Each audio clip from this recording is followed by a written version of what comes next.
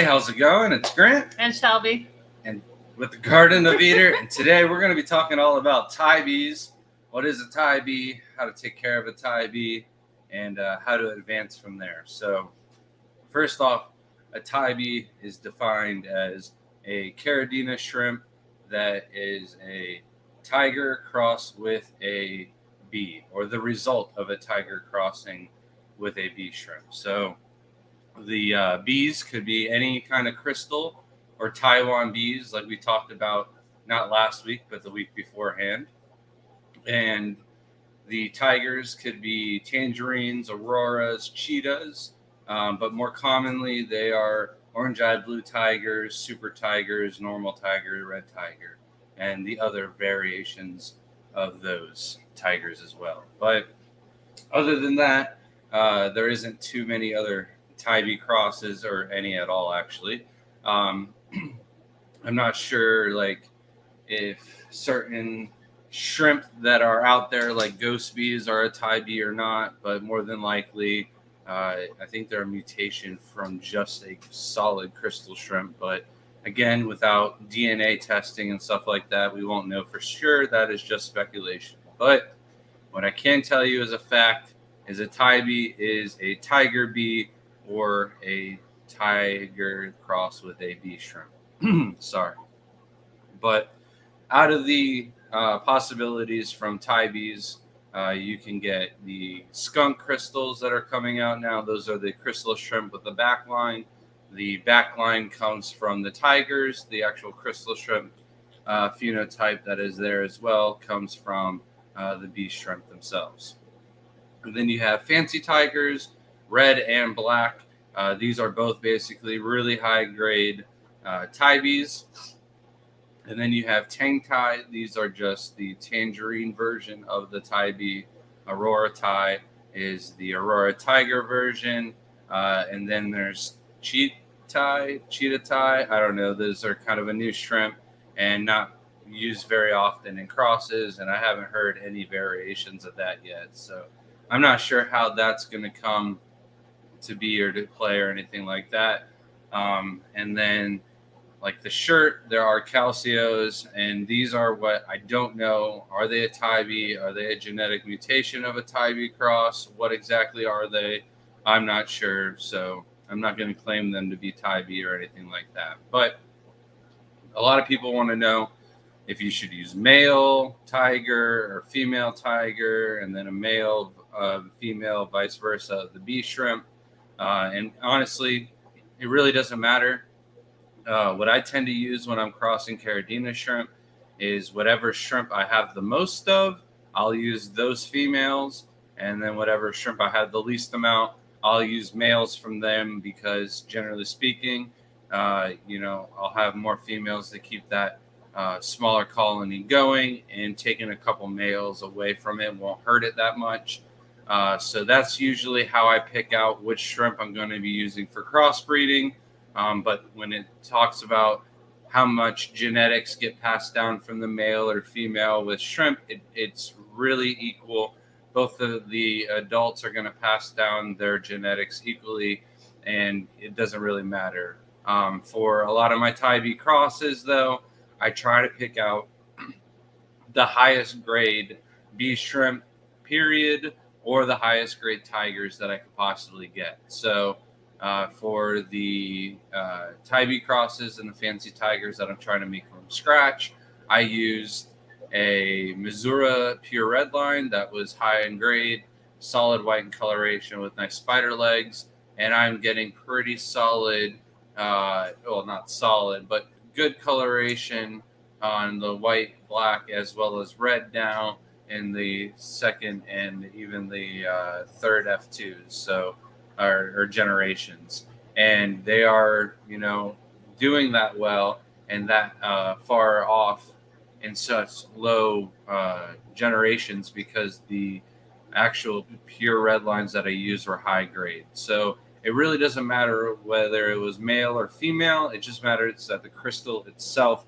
was as high grade as possible. And the same with the tiger as well. If you're going to use a lower grade orange eye blue tiger, you're not going to get as much blue coloration or striping and stuff like that when you move forward with the next generation and crossing them. So always look to use your highest grade possible.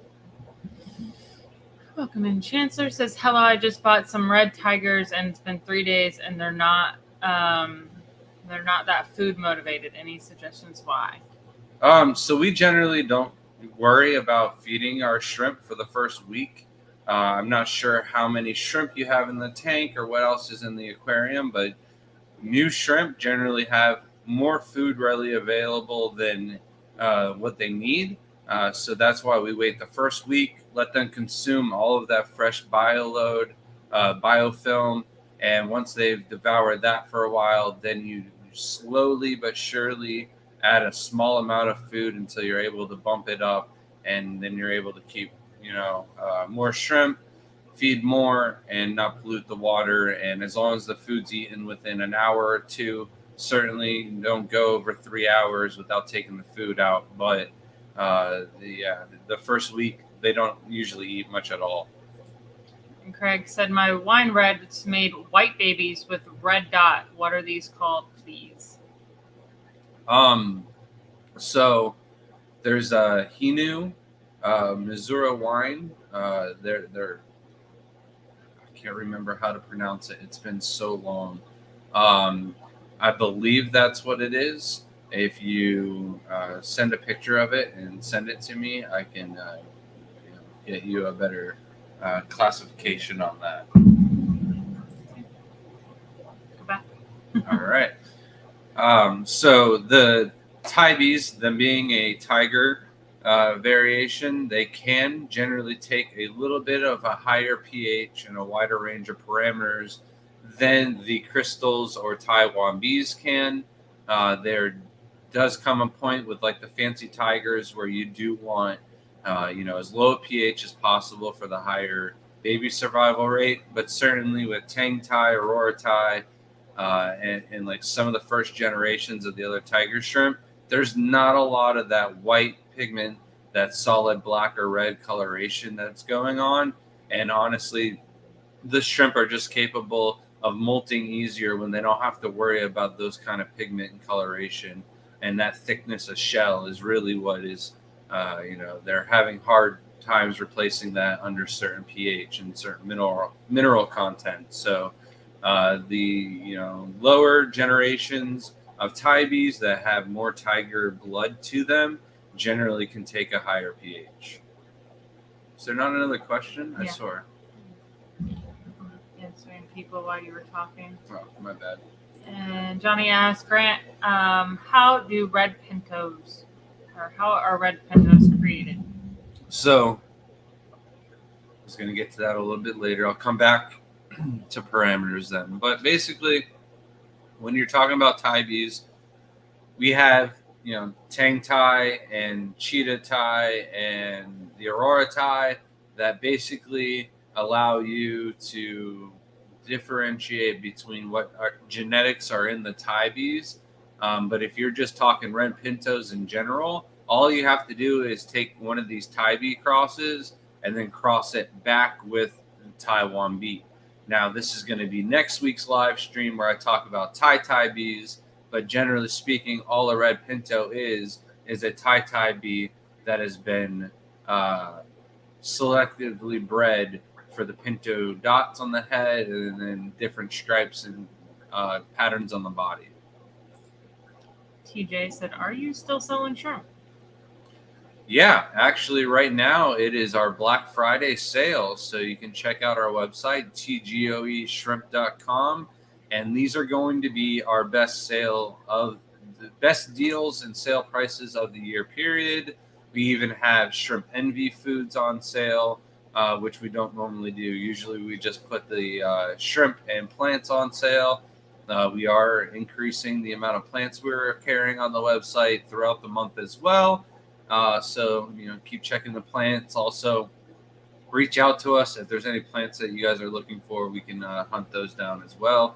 And if there's any shrimp on the website that you're after that aren't on there, we've got tons of babies throughout the house, just not the right size. If you're one of those people that like smaller shrimp, maybe we can get those to you sooner than later. But yeah, check out the website and feel free to reach out to us with any questions. Abstract said, I can't believe I got an ice cream commercial before it loaded. They're listening, Grant. Oh, that's awesome. What kind of ice cream was it? Now I have to know. Is it a good brand at least?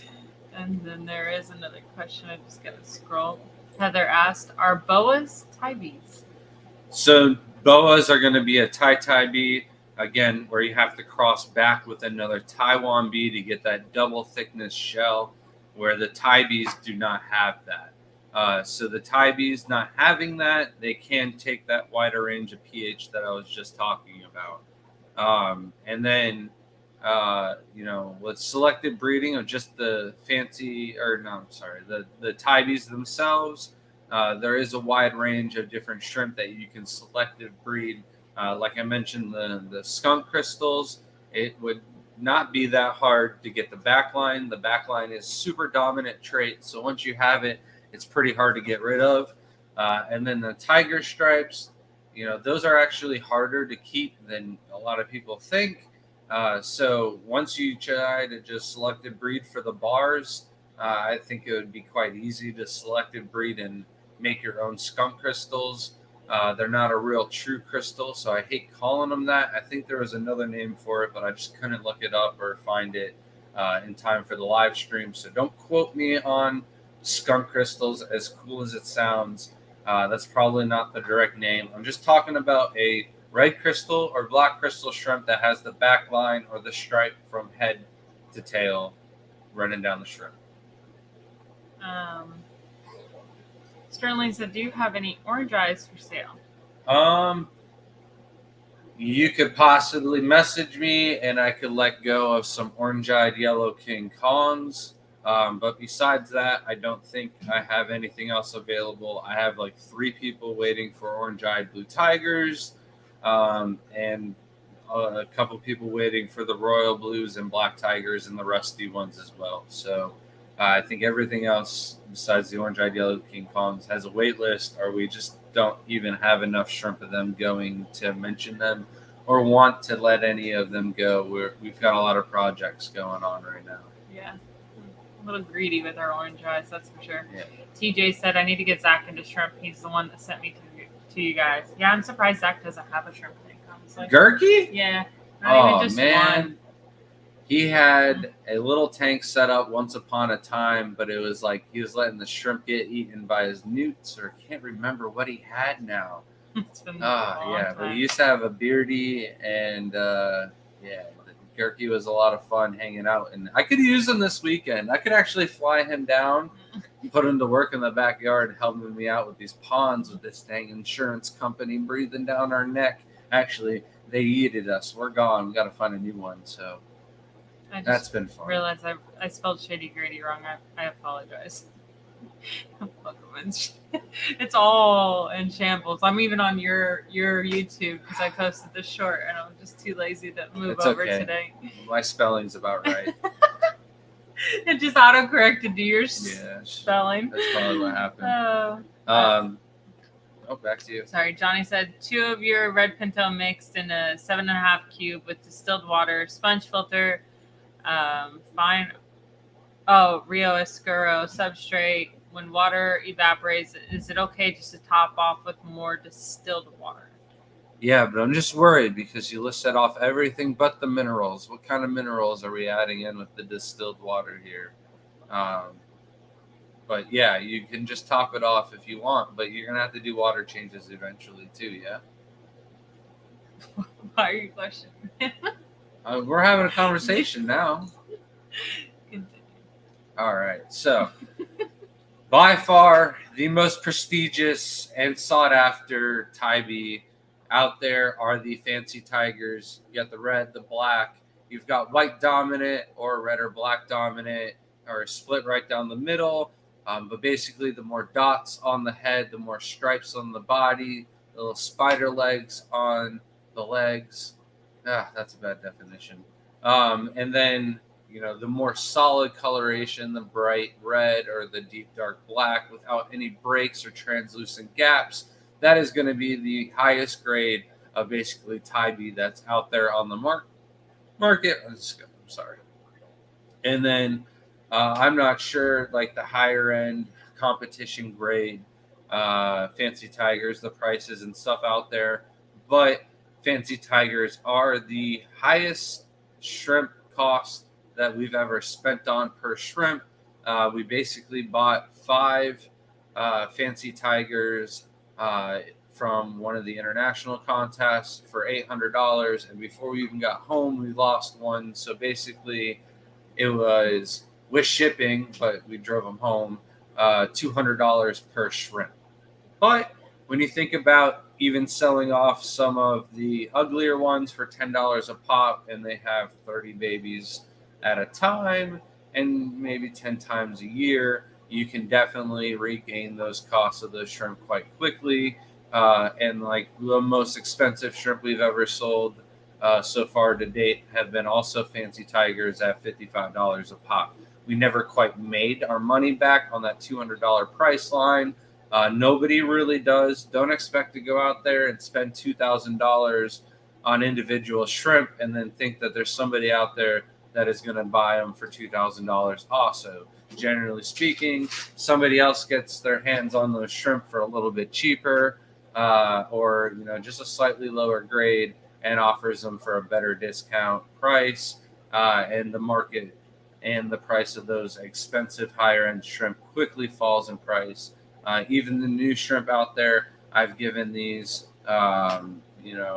examples, and another Tibee that's out there that's actually a tank tie would be the Yellow King Kong. When those first hit the market in the United States, they were $100 per shrimp. Stop yawning, not allowed. Take that off screen next time. You're killing me. But the Yellow King Kongs are coming in at $100 each. For me, I thought that was ridiculous, and I thought that it was like I still had like my disbelief in the whole shrimp market, that they were selling snake oil as like bacteria, and like that the Yellow King Kongs I thought for sure were just yellow neocaridina that were able to survive inside the caridina water parameters. So it took me some time before I saw some other people crossing the Yellow King Kongs, and that I actually felt that they were actual caridina. But I didn't buy them until they dropped from 100 to 50 down to $10. Maybe they went like 25 to 10. But once they hit $10, I was like, all right, they're probably going to level off right here. Being that most of the other Taiwan bees were, no cheaper than $10. Yellow King Kongs are not a Taiwan bee, but I should have said King Kongs. What is going on? I was completely out of the normal. No. I'm sorry I called them Taiwan bees. My bad. Is that what's going on here? No? You got a little something right there on your face. I don't know what it is. It's probably paint. We've been painting. The new stand is done. But back to the Yellow King Kongs. Got them for $10 a piece. Bred them out. Yellow King Kongs breed fast and true. And what happened was, by the time I was able to sell the shrimp, they were at $5 a pop. And then I put them for $5, and then everybody else sold them for $3. So the price of Yellow King Kongs went down dramatically within like a year. And it's the same that happened with a bunch of other shrimp. But the harder the shrimp is to breed, the least true that it breeds out, the more coloration, the more pattern, like the Fancy Tigers, the higher in price. But just don't expect to spend $2,000 on a shrimp and then get back that much money. You can probably sell the offspring from a $2,000 shrimp for $200 all day. If something fancy and crazy came out, like some pink boa, orange-eyed, that actually have the double thickness or something like that, might be $2,000. And then, by the time somebody else gets them and you get them breeding enough that you want to sell them, and then another importer is also going to bring them in for a cheaper price, the price quickly comes down. But you could probably expect to get like a tenth of what you paid for your shrimp. But that's new lines and stuff like that. I'm not speaking about the Taiwan bees, the blue bolts, the orange eye blue tigers, and stuff like that has already been out on the market and established, and hasn't really dropped in price. If anything, orange eye blue tigers have slightly gone up in price. So, yeah, the yellow King Kongs, Tang Tai. There's not a lot, but the water parameters, for the most part, I would keep them down as low a pH as possible, just because they might be able to tolerate the higher pH a little bit more than, say, the pure bees might be able to. The baby survival rate might be a little bit higher because there's always going to come out, even on first generation, some shrimp that are relatively close to looking like a crystal shrimp. Not a lot of them, but few and far between, and it does happen. But a lot of them, especially if you cross with, like, say, a tangerine tiger, the tangerine tiger genes are so dominant that almost all of them look like they're orange. Some of them will have like little tiny red stripes instead of black stripes, so it'll look like it's still a tangerine tiger almost, but it's not. That's how you can tell. It's not perfectly the same as the adults. And Johnny said bee shrimp general mineral GH. Blending words together. All right, I'm just making sure you're using the minerals. It sounds like you got things under control. And just what about the water changes though? And then Heather said, "Do fancy red or black tigers cost more?" So generally speaking, the reds cost more. However, because the reds cost more, the blacks are not really worked on as much. And because of that, they're harder to find. And where we live, they're pretty much the same price. But the demand for reds is still higher. So I would say overall the reds hold slightly higher price than the blacks. But then there's another one that kind of throw you a curveball, is going to be the fancy black tigers that have the blue pigment to them. Those, I think, have the highest demand and hold the highest price still to this day. You got to be careful though, because you can throw the double pigment on them where they look super solid, they look nice like they would be fancy tigers, but those are really Nanashi and Nancy or Galaxy tigers. Pick your poison, whatever name you want to use. But there is still not going to be 100% solid head to toe, no gaps in any coloration for fancy tigers. There's going to be some little gaps and breaks of the pigment, but there's not going to be like big ones that you can see really with the naked eye. For the most part, it's real small macro shots where you'll be able to see the breaks in the high grade ones, but the low grade ones, it's really easy to see, right? But when it comes to the Nanashi, that's the double pigment, and you won't see those breaks at all, even on the low grades. Was there not a question from Pastor Glenn? I already answered it. Oh. So you're taking my job away from me, Shelby. We're not going to have anything to talk about. Oh, if you want to answer these questions, you can. It's fine. I trust you. It says, do you think we could breed a solid silver or chrome shrimp and call it the disco ball? And I said, well, it's a possibility because we do have the metallic. There's red, blue, and purple. I don't know. I feel like we can find a way to make silver. Some of the metallic purples are like silver. They could maybe make it and name it a disco ball, but personally I don't have anything that comes close that we could start working on. Somebody else is probably going to beat us to it and name it something else, or maybe they'll think a disco ball too. You know what is going to happen? They're going to call it Stardust for some reason, even though there's already the Silver Stardust. Surfer. Oh, that'd be cool. No, you're right, because there's already Stardust, but no. They love to name things it's be after like things that have already been or named. something like that. You know what I mean? It so happened. I had to turn off all the filters. It's very quiet. Was that on the whole time? It was last week. Oh. No, I turned it off already. I've never moved. We're so used to them. When did I get up to unplug it? And I've been here the whole time. To go wash my face. That is right. Fair enough. Touche. Abstract said, just curious if anybody has tried to cross blue jellies and orange realies to get blue and orange shrimp. I don't know if anybody has done it. I'm sure somebody out there has probably tried. However, we have some orange and green shrimp, but no orange and blues. I want to say I've tried this though. My thing is, if you're going to try this, which I think that anyone actually should, I mean, we're really bored with Neos at this point. Like, who cares? Like, have some fun, especially if you're a hobbyist.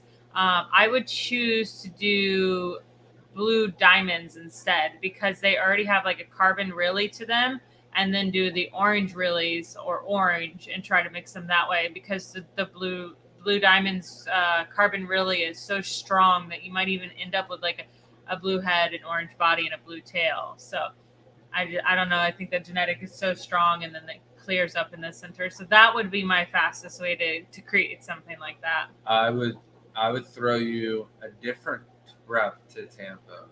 That's a horrible.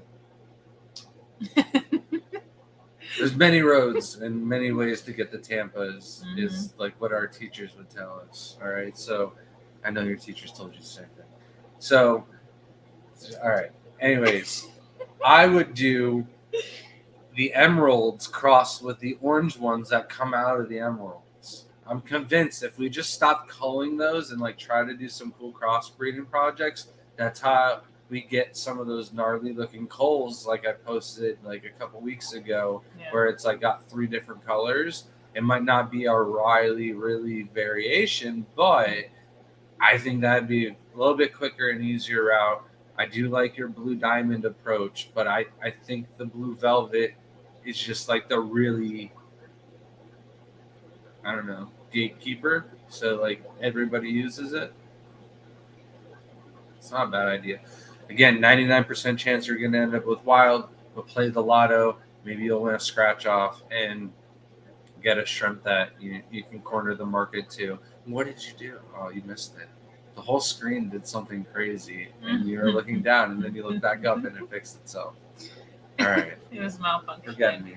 By the way, you were asking me a question. I wasn't listening to your route to the the green emeralds crossed with the cull oranges to get the tricolor one that I you agreed to that. You're like, yeah, no. Oh, I was shaking my head, but like, wasn't actually listening. We're all guilty of that. Thank you so much, Jeremiah, for the $4.99 super chat. Says, will you have 10 to 15 green emeralds available in the near future? I need some of y'all's Neos. If you message us and place the order tonight through PayPal, and then you're okay with waiting until Saturday for us to ship it, then yeah, because I had somebody today that I was holding 20 emeralds for, and then they backed out and bought 40 of the yellows. Yeah. Oh, okay. Yeah, instead. So I was happy.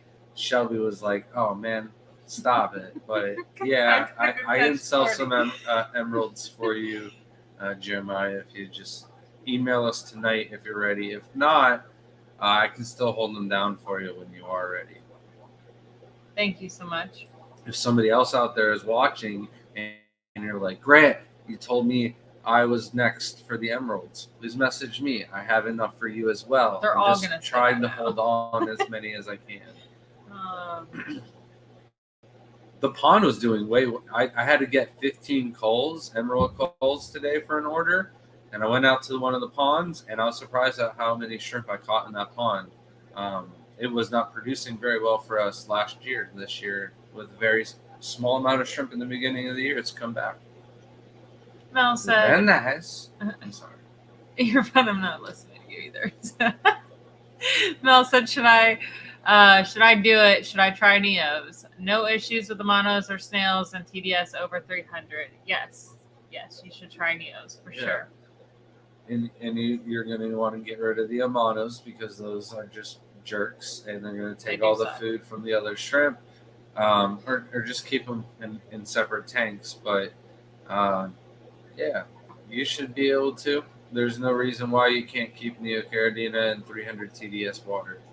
we've kept them and had them bury up in over 700 at the Florida State Fair. Yeah. So I'll probably bring my tank again, and they'll probably bury up, and I'll come home with a ton of babies again. But 300 is probably better than our 170 TDS for Neocaridina in the long run. So there's probably more minerals in the higher TDS, obviously, more dissolved solids. But for some reason, Neos tend to do better with more minerals in their water. And I don't know, we really don't have a full understanding of where they're collected and their water parameters and things like that. So it could be something that they get in that water that's just different, and they need those minerals to and even better. if It's so strange. And even if their water parameters from where they're collected is a certain way, that doesn't mean that's going to be the best in prime. Yeah, like there's always going to be a species of something that it's somewhere and they don't do very well, but then they come to Florida where we don't really have a predator for them and they're able to flourish and bounce and go berserker. Or they hit a certain swamp with a certain water parameter and they just breed like no other. Like it's to its own. It can be adjusted and take off. So I would say as long as you're replenishing the water over 150 TDS, you're going to have success with Neocaridina. There are those weird water softeners where your KH is higher than your GH. That does throw everything a curveball and doesn't make sense. But I would like to see somebody that does have a water softener just try and take some GH minerals and make the GH like as high as the KH or higher. I know the TDS might go through the roof, but like still do it. Maybe you can cut that with RO water. That's a lot of work. After that, you might as well just get an RO unit and make your own minerals. Right. Oh my gosh. I took these off when I need them. Johnny said, Shelby, Primetime Aquatics did a fish profile with a tank you aquascaped. I love it. You killed it. Hope you make aquascaping content soon. That'd be cool. I only do it for... Yeah, I don't know. There is a couple he's done, which is pretty cool. I appreciate them so much. They're always so great at the shows, like down to earth people. And you think of people that get so many followers like that, they just get like their big head, but they're just like the nicest people ever. Like I just talk to them all day. How dare you not wear their shirt? I know, I usually do. Yeah, like that's why I had to look. It's every time I'm at the show, they're always like, nice shirts. This is I don't know. I don't think I've worn this one yet on the live stream yet, so I felt like wearing it today. And I make the TikToks and sometimes I post them on YouTube for the aquascaping, but it'd be cool to make some videos. Maybe when I get a little bit more settled in. Don't really have much room to work here. That's the pain. And to get to our escaping supplies is also a pain because like they're in gigantic containers and then on top of each other. So it's like lifting hundreds of pounds of rock just to get to the next one. So can't wait to have that warehouse and we just have like bins we can pull out instead of being inconvenient and hurting us because we've both definitely almost broken our foot a couple times. What we need? We need behind the warehouse. You know how like there's the axe throwing station? We need a rock throwing station where you just pick a piece of junk dragonstone and you just hurl it to get your crumbles. That'd be fun. That'd be a good one. All right. It should be invasive fish on the wall. Oh, as targets. Yeah. I thought you meant like, here's invasive fish. Grab one and just like put it out of its misery. Oh, Shelby, I was like, you went full savage on the live stream tonight. I wasn't ready for that. You're ridiculous. Sorry about that, people. No fish were harmed in the making of our warehouse. Oh, Mimic Nature says, do you have any charts? Fail. I know. It's the mouse. I feel like Don't the Bluetooth blame it on the mouse. there. You completely missed the click button. I did not. I saw it. You can hear it. We can go back. Do you have any charts that have Taiwan B, Tibee, Tibee breakdown accurately? It seems complex enough to need a whole page to itself. Let me hear it. Just What, they were just talking about that today? Oh, I thought you were going to go, see, I told you we just need to do it. Yeah. It's I actually agree. really I agree. simple, and the way Grant explains it actually makes it a lot easier to learn. I am terrible when it comes to it because there's too many crosses, and it's just like what you gotta. It's actually a lot more simple than it looks. It looks intimidating when you look at the words and then how many crosses, but really he has simplified it, and then it kind of upsets people because we're like, well, it is this shrimp, but really it's just this because that's what it is to achieve this shrimp. So Well, here's what I'm doing. I'm trying to go through the house, do my water changes, scrape some tanks, and then try and take as many photos as I can, regardless of the kind of shrimp. I don't care if it's an ugly F1 or F2 Tibee, or it's, one of our boa shrimp that we got off of so and so and been breeding for a couple generations now. I've been trying to photograph everything. That's why I even got like an ugly red cherry shrimp that's going to be coming out and posting it. And what I'm basically trying to do is catalog the shrimp for us, and then I'll save all of our photos, the good ones, off to the side. And once I feel like, all right, now I have a photo of every single grade of this, or I have enough to make this chart, then I can start throwing together mock-up charts, and then I can send that to Sam Scale or Kevin Kelly or one of the other artists that's reached out to me to make charts, and we can do a artist print makeup of them or something like that. So it's something that I'm thinking about, and that's why I'm taking pictures of the ugly shrimp, and I've been already posting them. So mark my word, you can go and look. I've been doing it in the hopes that I can put together some charts in the near future. So yeah, I at least know some editing on the online now, so I'm able to do something for you. it's just so many shrimp need to be taken pictures of and lined up, so that way I don't want to just show you it's this shrimp times this shrimp equals this shrimp, because it's super misleading, and most of the charts don't tell you that it's 10 generations. So I'd like to kind of move through and then maybe have like little V's above it and saying, how many possible generations it could take you. You could get lucky, you could get a lot less, or you can get unlucky and it can never happen too. Fishy Plumber said, way off topic, but my daughter asked if we could get some freshwater jellyfish. Anyone have any luck with them? That's not super off topic. Get out of our head. We were actually just talking about this today as well. So in the memories of good old Facebook, it just so happened to remind me, not today though, but yesterday, that we had jellyfish. No, it was yesterday because I told you about it today, because last night I was out there with my little flashlight looking for the little suckers, and all I found were mosquito fish, which probably ate the jellyfish. But once upon a time, I came inside and I was like, "Hey, Shelby, there's jellyfish out here!" And then it was also during the time where I was like pushing her in the pool and lighting off fireworks at 4:00 in the morning, and clapping water bottles that had shrimp supposedly in them, but they weren't, and it was just a jug of water. So she was very untrusting of me having jellyfish in the backyard. She thought I was for sure just gonna like shove her head first into this barrel, probably. Like, I don't know.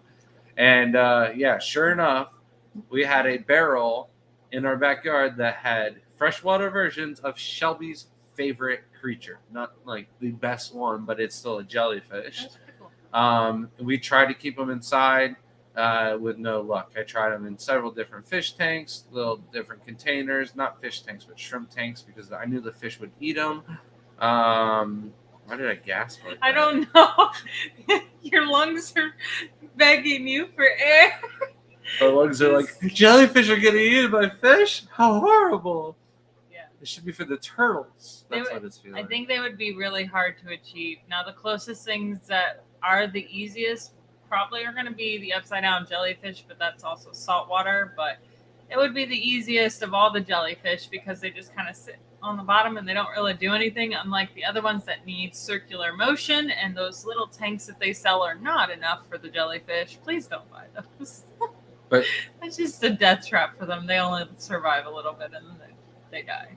When we did some research, though, on the jellyfish, there's actually documented lakes all around our area that have had freshwater jellyfish reported in them.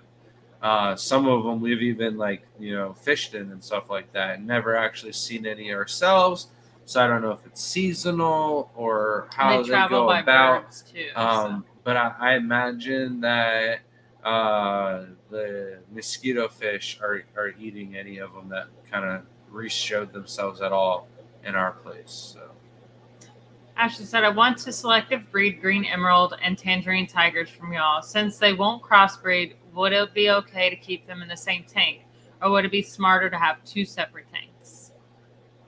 It would be best to have two separate tanks because you will get more breeding overall, but you can keep them both in one tank. So there's just a slight chance that one will outcompete the other and you won't get one to breed.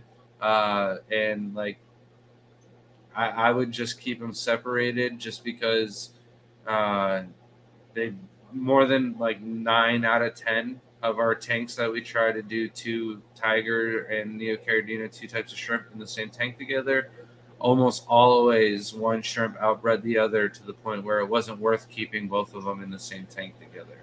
It was kind of pointless. So that was once upon a time when we only had 45 aquariums, but we had 55 varieties of shrimp. Now we're flip-flopped, where it's more tanks than varieties because it just didn't work out. So I would recommend keeping them separate. But in a worst-case scenario, you could keep them together. Mm-hmm. Especially just temporary to set up another tank to cycle it. Then it would be best to move them over. Mel said, what's a good first Neo to try? Pick your favorite color because your interest is going to get spiked or, you know what I mean, contained and kept longer on your favorite color. If you just do ugly orange or something like that, sorry if your favorite color is orange, but sorry. If your favorite color is green, get your greens. If your favorite color is blue, go for blue. If it's red, get red. Red might be the easiest, but honestly... But if it's yellow, go for blue. I'm just kidding. But honestly, get whatever your neighbor has. If your neighbor's keeping some type of Neocaridina, go with that. The same water parameters and stuff like that. But for our website, all of our Neos are bred the exact same condition, and they're all just as easy as one another. Why are you laughing? You're just not on point tonight. That person, just go next door to your neighbors, knock on the door, see if they have shrimp. Because they all have shrimp. All of them do. I was just suggesting going and getting shrimp from your closest... Trick or treat shrimp. Yeah. Sorry. Oh. I can't be serious. Sorry. Carrie said, Grant Shelby, just culled my blue Neo tank. All the patchy ones taken out. Were these blue velvet? No, if they have patches to them, probably they were lower grade blue dreams. Also asked, best tank size to selectively breed, 10 or 20 gallon? I mean, the bigger the better. The fluctuations of the water. So, I mean, we use 10 gallons, but... But to selectively breed, I would do 10 gallon. The bigger the better if you're trying to do mass production. But it is nice to be able to dial down and, keep your plants to a minimum and make it so that any structures or anything like that, you can be able to see underneath them, be able to find, those cull shrimp and get them out of there around 1 centimeter in size. 20 gallons not bad, but I did get rid of all of the shrimp out of one of the tanks today in the hallway because it's too hard to work on a project in a 20-gallon long where half of it is underneath the counter. Yeah, cabinet. That's a whole different situation. It's in a weird spot where most it people is just don't have a scenario cabinets. that just happened to be fresh. Your dad, I forgot to tell you, your dad even suggested, he was like, why don't you just remove the cabinets? I'm not kidding. He literally Where said would that. we put all of our shrimp supplies? Like we have. Shelving. One shelf would take up No. all those cabinets. No, that'd be hideous. And then think about all the dust. No. June said, forgot to add some plants in the cart before checking out. Always something. Oh no. We just shipped out your box this morning. Otherwise, I would have added those in. It's always, you're actually pretty close to your, you got that out? Your 12-month We can talk about it. membership thing. So that just came out, I'm sorry. It's been a while. So, maybe it just line up better that way. And then no one wants to listen to you, honestly. I really can't take this serious. So we did get them finally in our hands from, oh my gosh, that light is awful. There we go. From Sam. And they came out. They're so cool in person. Super excited when we got those in. So, and then we finally agreed on the little package that we're going to put together. So we will get those out as soon. We are really behind right now because we've had some unfortunate events happening since we've been home. We do have to get the shrimp awards out, but they should be going out spacing. So if you haven't already, email us at thegardenofeater@gmail.com with your address. And I'll probably reach out to some of you if you haven't emailed us by now. I feel like now we have to address the unfortunate events that have happened. So there's a lot of insurance companies that are pulling out of Florida because of all the insurance claims with all the hurricanes, sinkholes, etc. Our insurance company is one of those.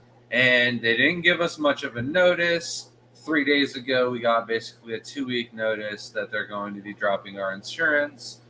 So we're having to shop around for a new insurance company, and let's just say there are certain things that are like red flags to certain companies. So it is a little bit of like Houdini magic show scenario going on, and then we're having to get rid of like the decking and stuff like that in the backyard, and then fence in the pool area, which is all stuff I was looking forward to doing this winter anyways. But like in January, when it's cooler outside and I got nothing going on, and it's not in the middle of Black Friday sales going on now, TGOE, shrimp.com, and then everything's buy 10 get 3 free, and so yeah, we're having to do a lot, pressure wash the pool, make sure that, if any kid were to drown in our pool, we could see him, afterwards, or, that's why the fence is going up. I don't know why we have to do both. Why can't they just be happy with the fence so the kid can't get in there? And there's already a fence of IBC toads, and if our 140-ish pound dog can't get out, your 140-ish pound kid shouldn't be able to get in, or smaller should definitely not be able to get in. So they'd have to be doing some crazy stuff to get in the backyard, honestly, and it's it's yeah, but like it's just sending photos and getting a new insurance company. It's been a lot of fun. It's been fun at all. You didn't mention that our 140-pound dog that can scale a 6-foot fence, no problem, can't get out. So it's a lot harder to get in the backyard too. He's scared of the tops of an IBC tote. I don't know what it is. It's as far as it goes too. Like it's just like, man, that's a long jump. I swear he's never even like gone up it to like look over at like the kids or anything. Like you would think he would like go to the corner of the IBC totes when the kids are on that side of the house, and they don't. It's so strange. And honestly, if we still had Coco, I feel like she would definitely make it past that shit. Oh, not bad. Shelby! Come on. Usually it's we gotta end the live stream. I know. It's not even an hour in. It's the first time for me though. Red flag. No, it's not. Abstract Aquarius says turkey or ham. Now that I've got your attention, looking as it is shrimp keeper and business aside, what plants are good for shrimp and combos of plants that can coexist and not drown each other out? So for like what you could actually keep as a shrimp keeper instead of like making profit off of it. First question. The answer is ham with a nice glaze. Definitely. But only twice a year. Other than that, I'm having turkey. All right. Now, next question. We're going to deal with the plants that can coexist and not drown each other out. Like your Boos, your Nubis, Crips, those guys are going to be probably the best right off the rip. Java ferns take a long time before they drown each other out. Swords can get pretty big depending on the swords and stuff like that, but they don't drown stuff out. Stuff that drowns you out is going to be your guppy grass, your moss, your hornwort. Come on, help me out. Certain stem plants, the bacopa and stuff like that. So as long as you stick to like your smaller, your windlove Java ferns are great. Your Boos, your Nubis, and then certain crypts and stuff like that grow very slow and small, like your compacta or your pink flamingo. Those ones are great options. Next question. You didn't mention moss though. That's not even a moneymaker. I mentioned moss, but it drowns it out. Like there's certain mosses that don't, like Physidin moss is a yeah, big but he one. said business aside, he could just moss. throw it outside. I mean, if they don't care about no loss of. I guess you would throw some babies out though sometimes. That'd be. But he doesn't want them to drown each other out. Mark wanted you to do that voice again. I think it was back when you were mimicking me, or when you were. Listen, I don't know. I do not do voices on request. I've already said this before. They come out naturally or they come out flawed. And I don't do anything flawed. It's all perfection, okay?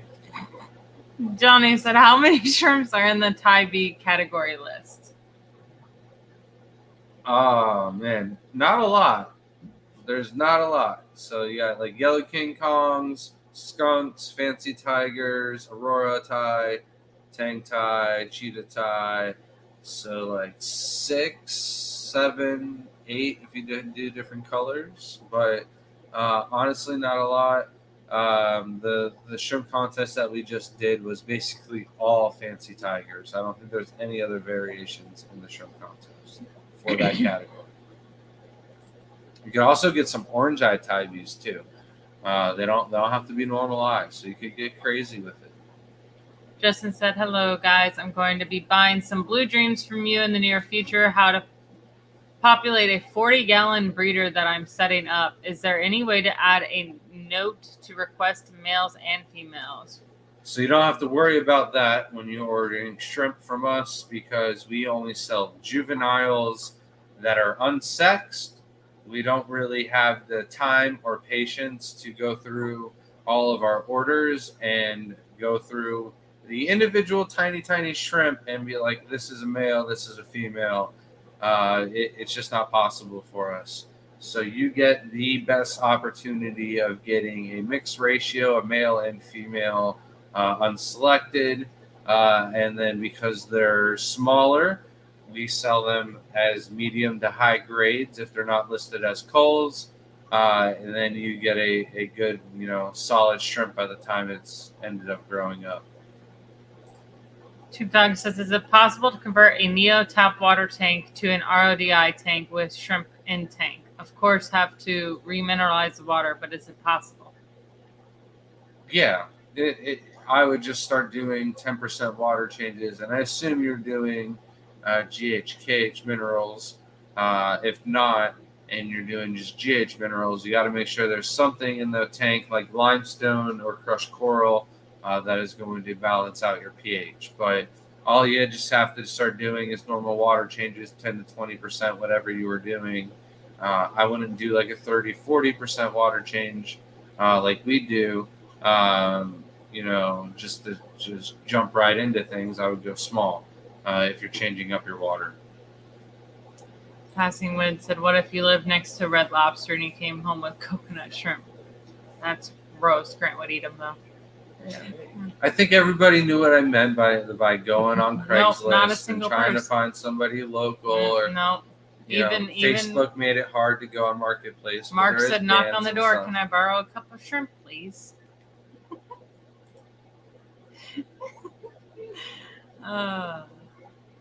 It's thousands of gallons of water and fish tanks in a home. Sounds like a great fire suppression system. Insurance should be cheap. Oh, You they'll would probably think, hand us but- drowning papers though, that our children would drown in our tanks or something. It's gonna be ridiculous. I've talked to a few people's houses that their unfortunate scenario burnt down, and the tanks were not enough to extinguish any flames. Mind you, they didn't have this many tanks per square footage, but yeah, I wouldn't like to take its chances against a fire. There's a lot more wood in our house than normal. It is oil paint. Is that more flammable than normal paint? I don't know. These are not questions I want to think about before bed. Yeah, no. No, we're not gonna sleep. Mimic Nature, member for 2 months. Thank you. Says, ever experimented with strict interbreeding, isolating best male and female to a tank, then doing the same thing with the best looking offspring back to a parent? Listen, we've got some of the most Alabama shrimp you can ever think about. All right. We do not add new blood, and some of these shrimp have been the same colony of like 20-ish shrimp for 8 to 10 years now. So, yeah, I would say we've been experimenting with it in our shrimp for a while, and it's kind of like what everybody does. If you think about the lines of boas and pure red lines that have the solid, most deep white coloration, you don't risk crossing pure red lines with other lines. So you just keep breeding the brothers and sisters and brothers and sisters and brothers and sisters. It's always great to throw Until- in new genetics. Until you get a two-headed shrimp, and then you keep doing it because two-headed shrimp would be awesome. So. I don't think anyone's found issues with interbreeding. I think the closest we come to is, those anomalies that keep happening. So like the, what do you call them? The Half-siders? No, that could be a thing. But we're talking about like the mutant ones, like our mutant. Mutations. Yeah. So like the different colorations. I also have a raccoon that's really strange. So who knows if that might be part of it. Or But two-tailed do- shrimp would be cool. That would be cool. I do have like my pinto tank is now down to very select few. So it's pretty Or only an a few. upside down shrimp where the legs were on the back of the shrimp. No, the legs on the top. Yeah, Yeah, It's With so like cool. crawling around. Upside down. Yeah. Oh man, that thing would die so fast. Probably. It wouldn't be able to figure it out. Says, how do you see the shrimp and the IBC toads to cull them? So we actually feed them, No. and then we have. Go grab it. It's brand Oh new. my It's God. by the door. Run. Shelby, not run. I am Run. not These running. people are waiting. The least you could do is be the Flash for like 5 seconds. The Flash would need half a second. He would already have it. He would be here. So basically what Shelby was saying is she goes through and feeds all the shrimp on the right-hand side of the IBC toad. Oh, I thought for sure I was going to catch It would be this. payback for all the times you threw something at And then me. we use one of these suckers to catch as many shrimp as we possibly can. And then you take your finger and you roll your finger on the net, and then a bunch of shrimp stick to your finger. And then you take the pretty ones and you put them in the cup for sale. And then all the ugly ones go in the other cup for sale, in the cull cups if we have ones for sale. If not, then we have barrels set aside next to the main ponds to where we can throw all the ugly ones in there. And that keeps the population at an all-time high quality. But we do catch a lot of shrimp, like every Monday and Saturday. And then there will be maybe like once a month where I'll just go through the ponds, pull out algae, and go through and catch as many shrimp as I can during water changes. And I'll cull a little bit then. Why did you laugh? I don't remember. And Okay. then Passing Acting Wind like I said, don't cull the tanks? No, Okay. I wasn't listening to you. All Check right, fair Citizens enough. I'll Insurance. inside this time. So Citizens Insurance, I don't know. We've already heard a couple people saying that they just dropped people like flies. So they also So might be they're- one of the people in They're Florida. who we had. They're owned by another company that is Just getting dropping out of people, yeah. Florida, and that's the problem. Yeah. So they're trying to say that we didn't sign some piece of document 6 years ago. Years ago, like we didn't even. Okay. What document? No proof. Why would they wait 6 years and go? You never signed this. Like unboxing video of the net. Impressive. It fits Shelby's whole head inside the net. Stop. Grant. Listen, now you got a hairnet. Oh my gosh. It's contained. Back to working at Subway. All right. Oh, you didn't know. Well, you know Shelby's what? got It's quiet. sandwich making degree. It's time.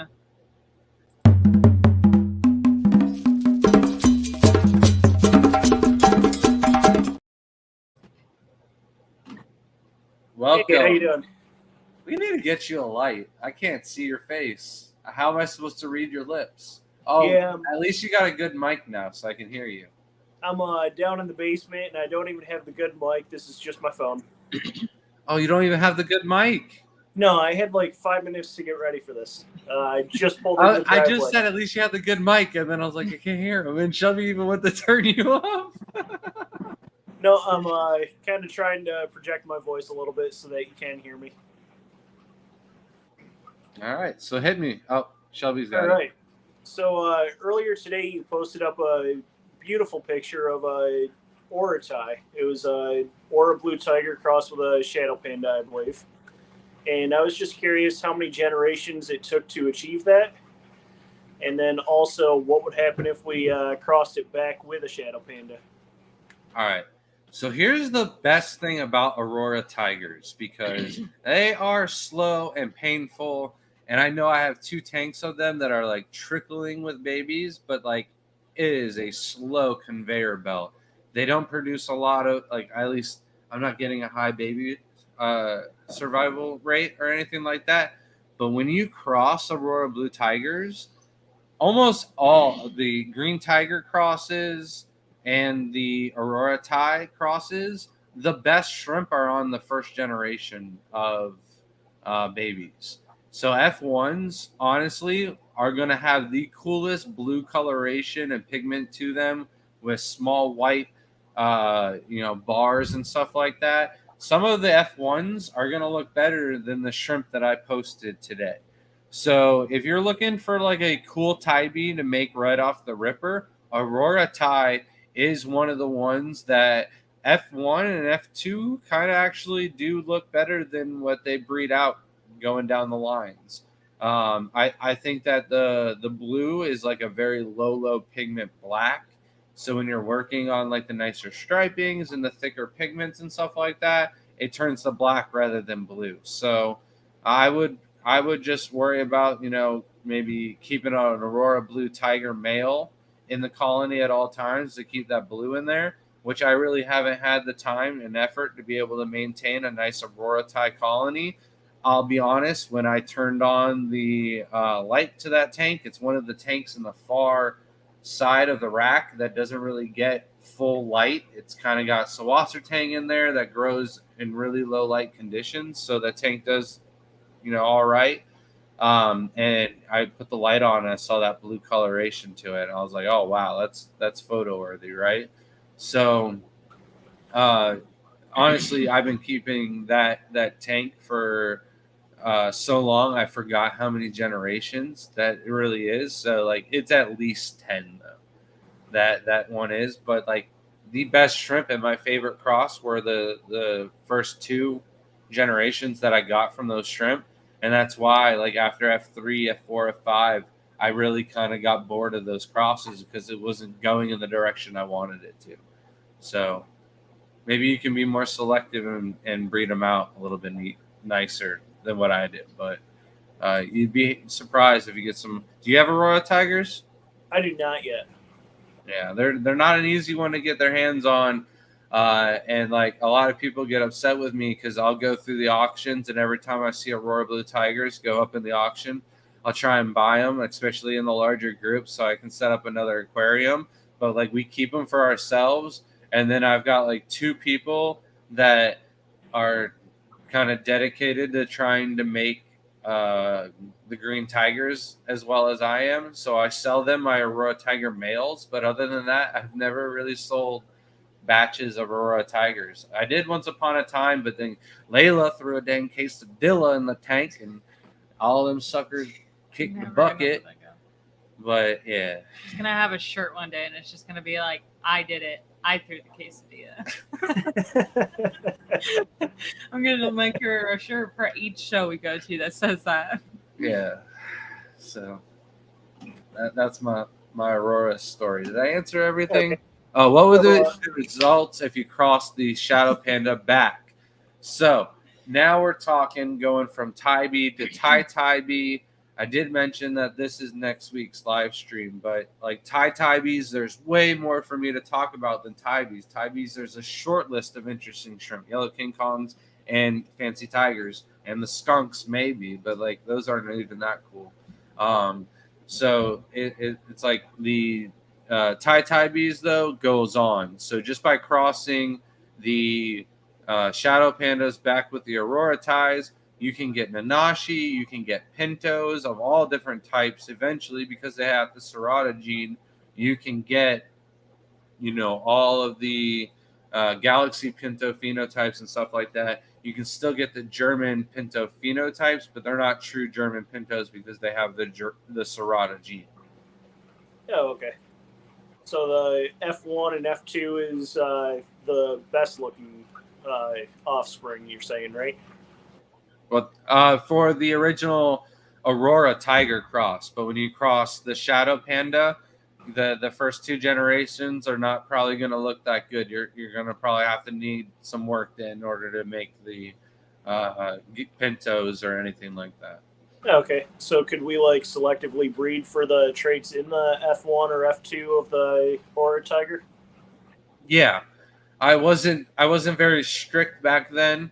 I was just kind of like cool, like, oh, we're crossing shrimp for the first time. Aurora tigers and tangerines were like some of the first shrimp that I started to use to crossbreed, and they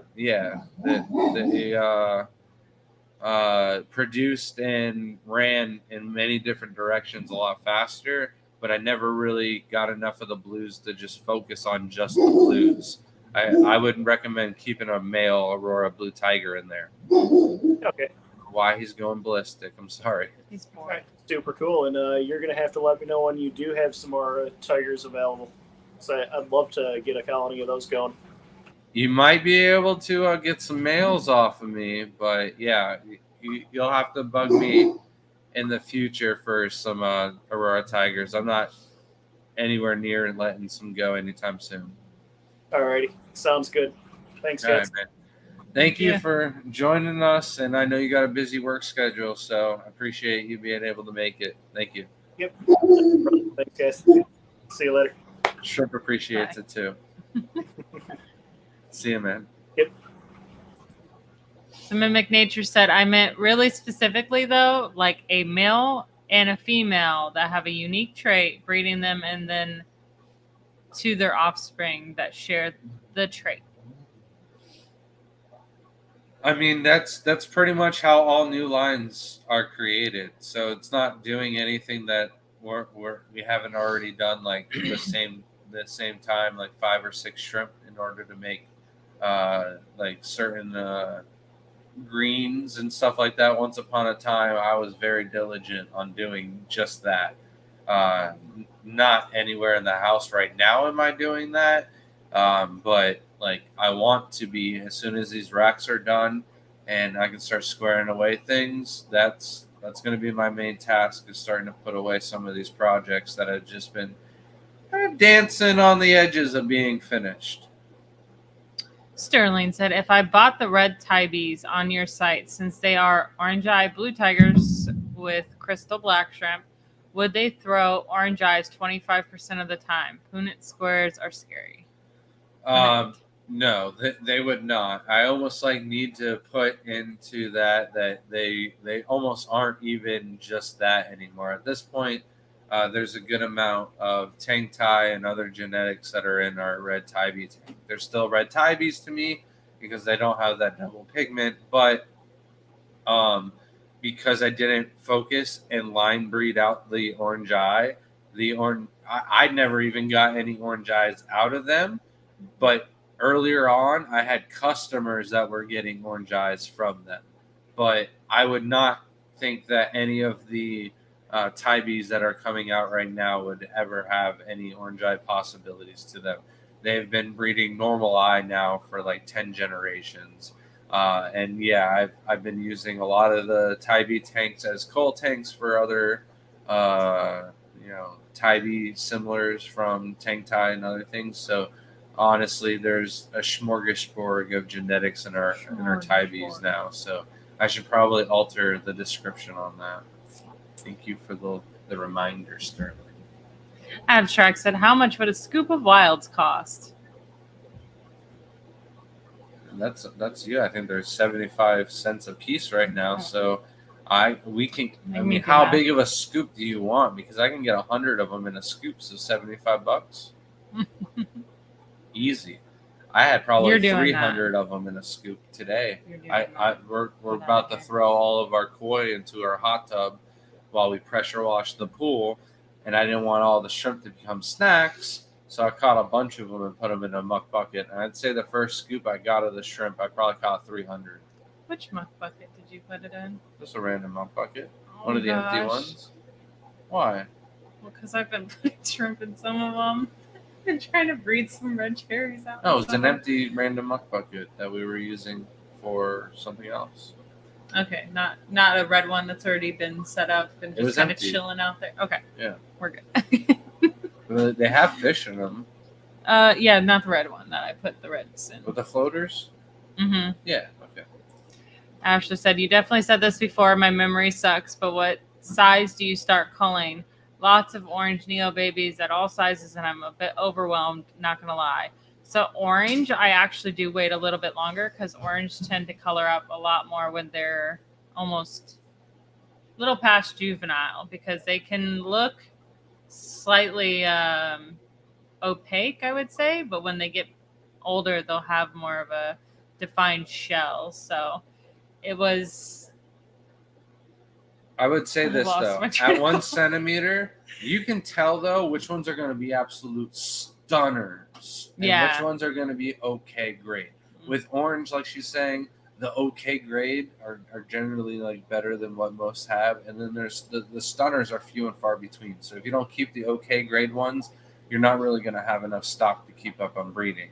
And sometimes those are the males, or most of the time. So, but for us, generally around 1 centimeter, you can tell if it's going to be a stunner or if it's going to like have potential. But generally, I like to cull at 1 centimeter. I try and just keep the stunners in the breeding tanks, especially our competition tanks and stuff like that. Justin said, "So if I buy some culls just because they are not as high of a grade, they can still have offspring that are high grade, correct?" Yeah, but it's like you're breeding two uglies together, you're going to get 90% uglies, and then like 5% that are going to look okay, and then like 2% medium grade or 3% medium grade, and then 2% like nice. And if you can even call them nice, it's going to be very hard. And then also the problem with buying culls, and I've talked about this before, is you get a high amount of males, especially with Neocaridina when you buy culls. So it is harder actually to start breeding in general when you're dealing with culls. And even with Caridina shrimp, we're calling out as many cull males as we possibly can. So I generally don't recommend you buying culls to breeding. And like they're cheaper, but it's a lot of work in the end to get those out of the tank and stuff like that. So for a few bucks, you're better off just getting the high grade ones, especially if they're just Neocaridina. Scotty said, "Bring Shrimp the dog on stream and replace Grant with Shrimp. Views will go up with Shelby and Shrimp on camera."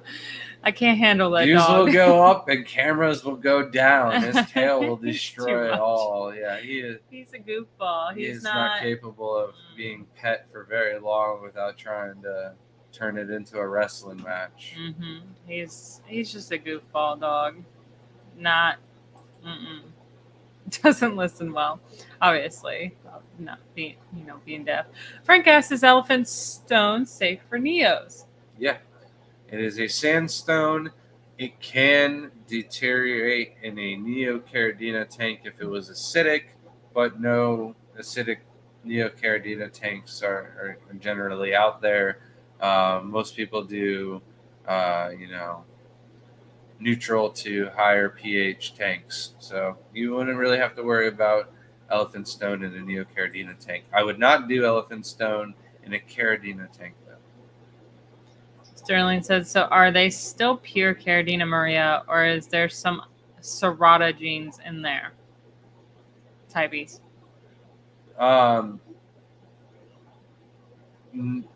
No, the Tibees are no longer pure Caridina Maria Tibees. They have the Serrata genes for sure in there now. I need to alter that. That's what I was saying. Yeah. Crip says, stop calling them ugly. Shrimp have feelings too. Crip says, can shrimp talk about shrimp as much as Grant though? Not at all. Not one thing. Welcome in, Eric. If he knows about them. I don't know. He seems to drool on the tanks a little bit, but I think it's more of the fish tanks than the shrimp tanks. I don't know. I think I read somewhere that the dogs cannot see through 2D, but like maybe not.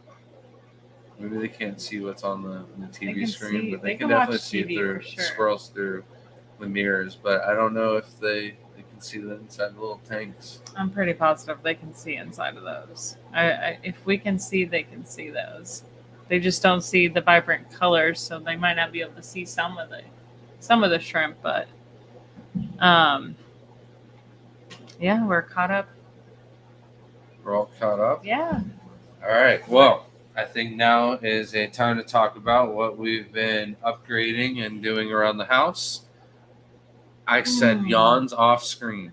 I'm so sorry. I've yawned like 6 times. That is strike 2 already tonight. It's like strike 6, but you're slacking. Now's the time if you have any shrimp questions, ice cream questions, any kind of questions for us at all. Now's the time to ask. But I do have a few other side notes that we should be able to talk about tonight to kill some time. The one we were talking about, though, is the stand is thick. It's a big stand. I wasn't realizing how big it actually would be. It's supposed to be smaller. It wasn't supposed to. We definitely had wasted space on that giant metal rack. It's just such an eyesore when you walk in now. But now we're fitting an extra tank. Yeah. On the rack. It's an eyesore, honestly. And if I can't hit the front porch light, that's going to be a whole nother situation here. I'll be mad. Yeah. And you gotta make a key ring on the rack now because that's what I was thinking though. So I was like, all right, this is gonna smoothen things over. We'll just put that right here, and everything will be good. Yeah. So I thought about that. So, but it is a little bit. There's a few people like Dr. Anthony who might have a little issue now getting into our house. No. It's a little snug. When the next rack is built, it might be a little snug. It's a little snug, for sure. Wasn't thinking it was going to be like this, but it is.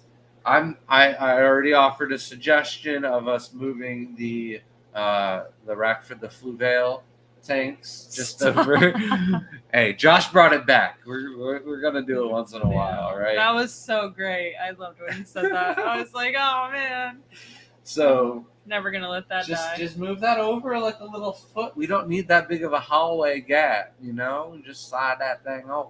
We have the other rack that's supposed to go there. So the rack can go with this rack. No, the corner rack. No, the corner rack's not going over there. That corner rack's not going to be the problem.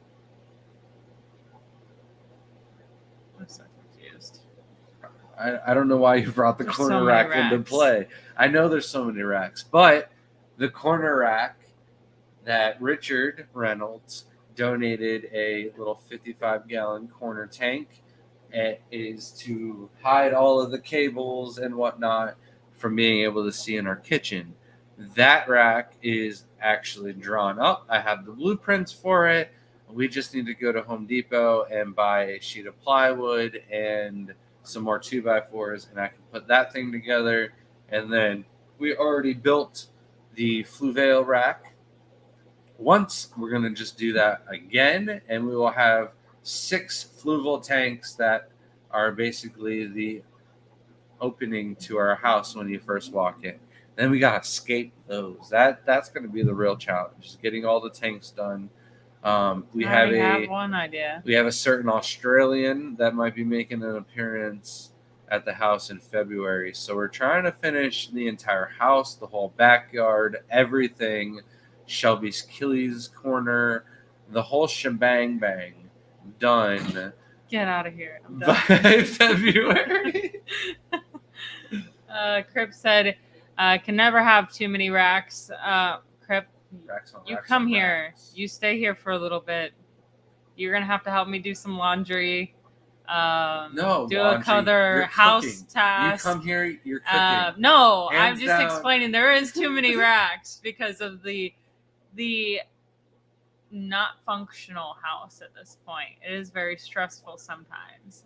They do look great though, but in general, if we get a little too many more racks, life will not be fun. Listen, I found a way for her to get her laundry across the house with a little roller, and they fit and everything's good. That was the only rule. It's pushing it, and the next rack going in, and getting things in through the door. Like, just picture this. You're walking through the door.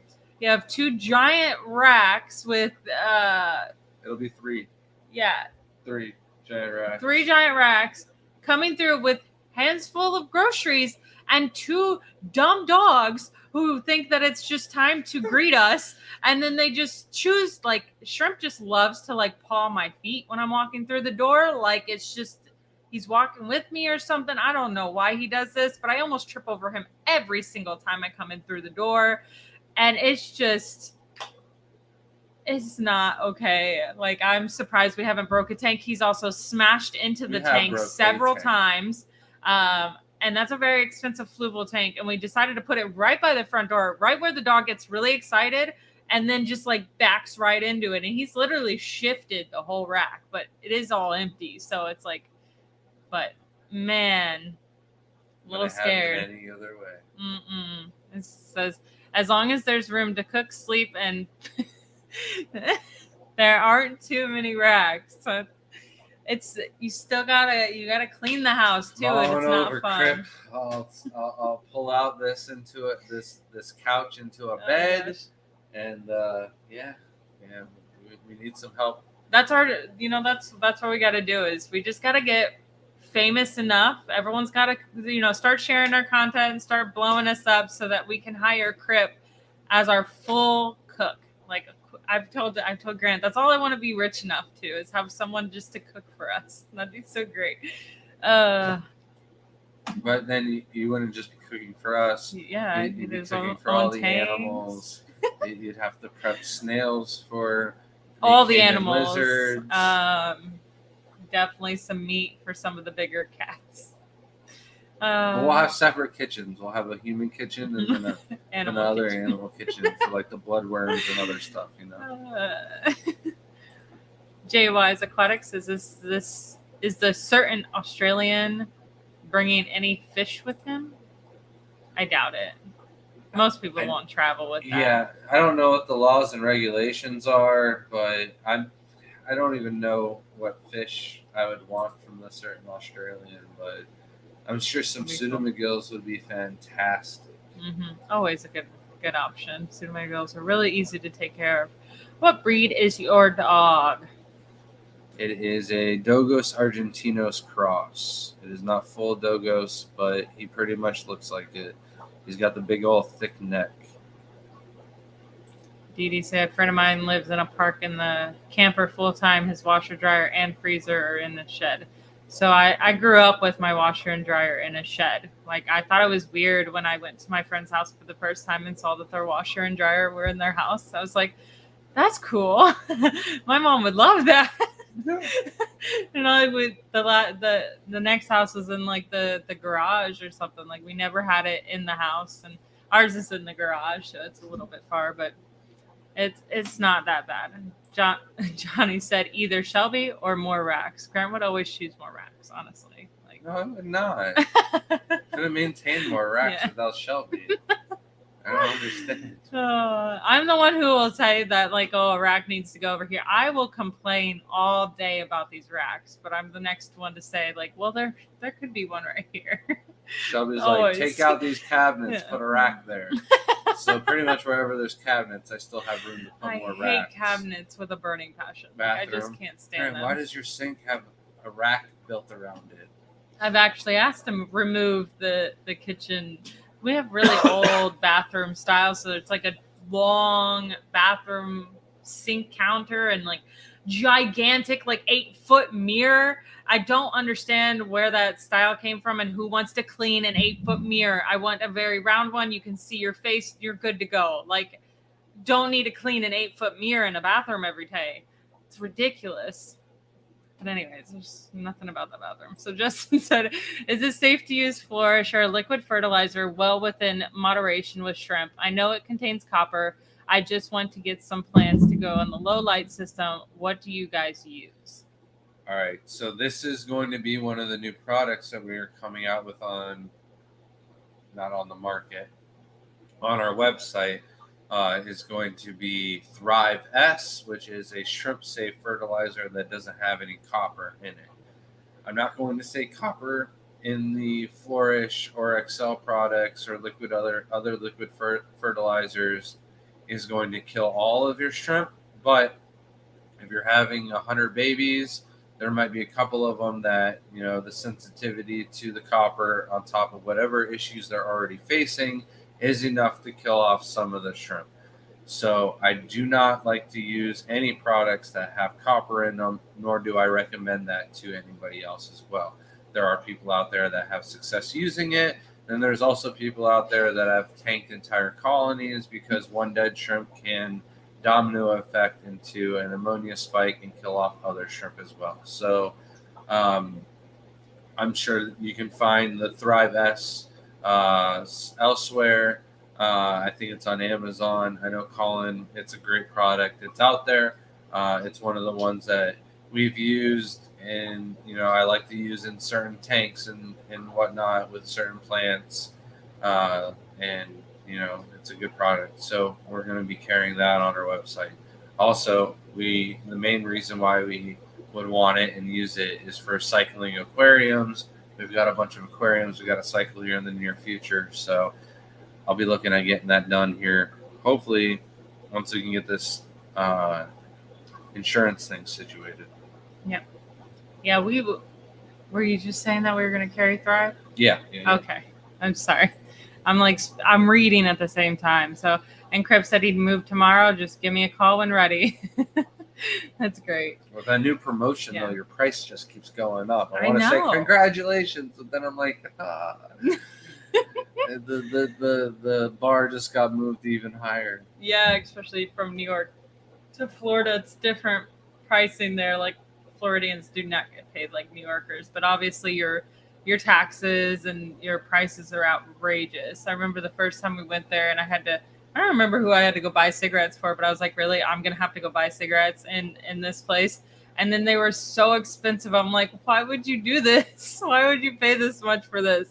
It's crazy. I really don't know who that was for. Was that one of the conventions we were buying cigarettes for somebody? Yeah, this is so strange, but yeah, I also didn't know he was butcher for 5 years. See, perfect for all the zoo animals. Head chef at a brewery for 3, and currently lead cook at the county jail. So when Grant's in the jailhouse, you got to make him jail food. Absolutely not. And the Nano said the best way to wake up Shelly is talk about an 8-foot mirror. I just any like design flaws in a home, like Just why 8-foot not make glass them in general, easy? Right. 8-foot glass table. Oh, stop! You know what? That is still your fault to this day. Not at all. It was 100%. Yeah, I didn't want to move it by myself and break it. I was waiting until I had somebody. You had to all help these me. workers that work for It's you the every last thing day. that I thought about at the end of the working Okay. and cutting grass and bushes and palm trees all day. Nick said, which is better from ice cream shops, the milkshakes or the just the scoops? And why is it milkshakes? It's definitely not milkshakes. I would 100%. You just ruin the flavor of the actual ice cream, depending on where you go. Honestly, if they just got crap ice cream, milkshakes are the way to go. But if they got good gourmet homemade ice cream, you don't want to water it down. That's what you're doing with milk. I mean, not watering it down, It's but watering you're it. definitely softening it up. And I actually rate the ice Flavor. cream on how well it is by how hard and thick it is without it being crunchy from too much water involved. And hard is like it should be firm, not hard. It should be stale. All right. That's what was she? I'm just giving everybody material. With a mirrored ceiling, I would absolutely hate that. That would be a monstrosity. Like, why do people now? You need a ladder to go clean the mirror on the. Not good. You know, those people don't have to clean. If I'm rich, that's fine. I'll do something stupid like that. But I'm not rich. I have to clean my own house. I'm not going to do something that's like that. I just Shelby think would be like, Grant, why are there footprints on the mirror again? You're so strange. You would do something like that. Jeff says, looks like Shelby is ready for a chef. Yes. Especially when it comes to like having all the animals. Like, I just don't have the time for it. It's no thanks.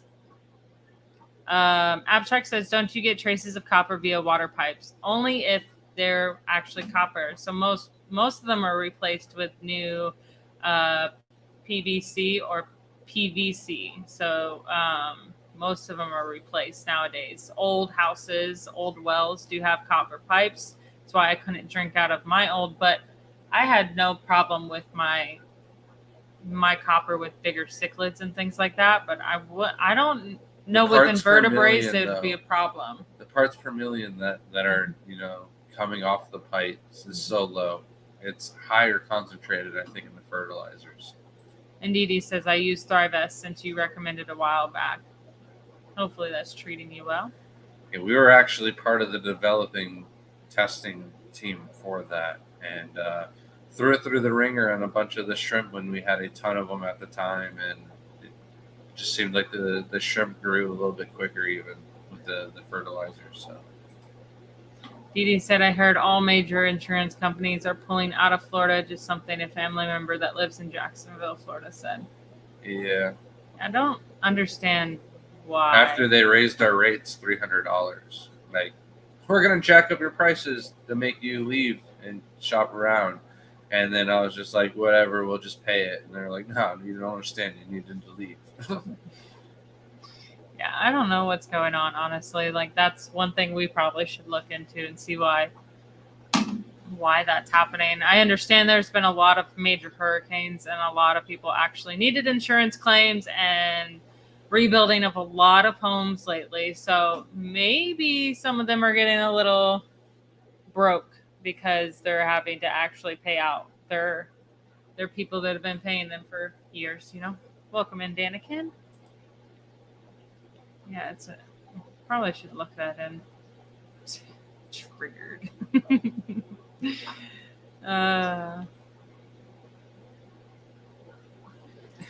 Abstract says, wait, your whole house is glass and you have to clean them. Yes. And then, so when you get into the bathroom and you just look at that 8-foot mirror, it's just one more thing you got to clean. It's just, if you could simplify your life in some way, it's just one of those things. Crip says Shelby won't get a mirrored ceiling because she doesn't want to clean it, yet they have a 1,943 services to clean. It's actually not that hard to clean the aquariums because they don't have to be perfect. Mirrors are very, like, you can still see every little spot. It's so strange. I tell you the time I almost died from taking the mirror down off the ceiling? Oh, shucks. I'm sorry, no. We did not know. I was with Nick, and we had to take this giant mirror, and it hit the floor, and the thing there's a shattered. and reason the why you glass- didn't tell me that. I would told you to quit immediately. The glass went flying by me, and I was like, that could have been my neck. Oh. TJ says, is it harder to ship the shrimp when the weather is colder or hotter? Honestly, it's when it's right in between, it's the best. But I would prefer to ship. No, harder to ship. Yeah, that's what Okay. I'm saying. I would prefer to ship in the wintertime, just because where we live, it's generally right in that perfect temperature to ship out. And most of the time for us, that is, the longest time that the shrimp are in their shipping. Usually once they leave our hub, they're going directly to your hub and they're delivered, that next day. And they don't sit around too long. And in the warmer months, they have the chance of nuking in a hotter temperature on a truck or something like that. So I would say the colder months are definitely better for shipping shrimp, but you do run into the problem with the holiday shipping. So there are some delays, but I think even with the delays, it's safer to ship in the wintertime. DD said we could take the mirror out of the bathroom to make me happy, but put it on the bedroom ceiling to make you happy. She's a problem solver. It's great. Carlos said, how often do you test your tank water parameters? Absolutely never. I'm just kidding. So we have times and periods when we test our water. So when we first set up the aquarium, we let the tank run for about a week, and then we test the pH if it's a new substrate that we've never used before. If it's one that we know is tried and true, like Brightwell, we don't worry about it until the first month. After the first month, we'll test the pH and the ammonia, and if both of those, or if the pH is 6 and the ammonia is 0, then we stock the tanks and we go from there. Then we generally don't test the water again for another year. And then we're generally just testing the pH.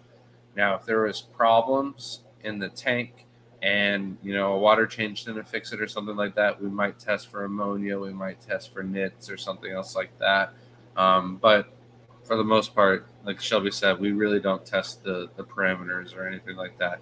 The tanks have got to be doing something wrong in order for us to test.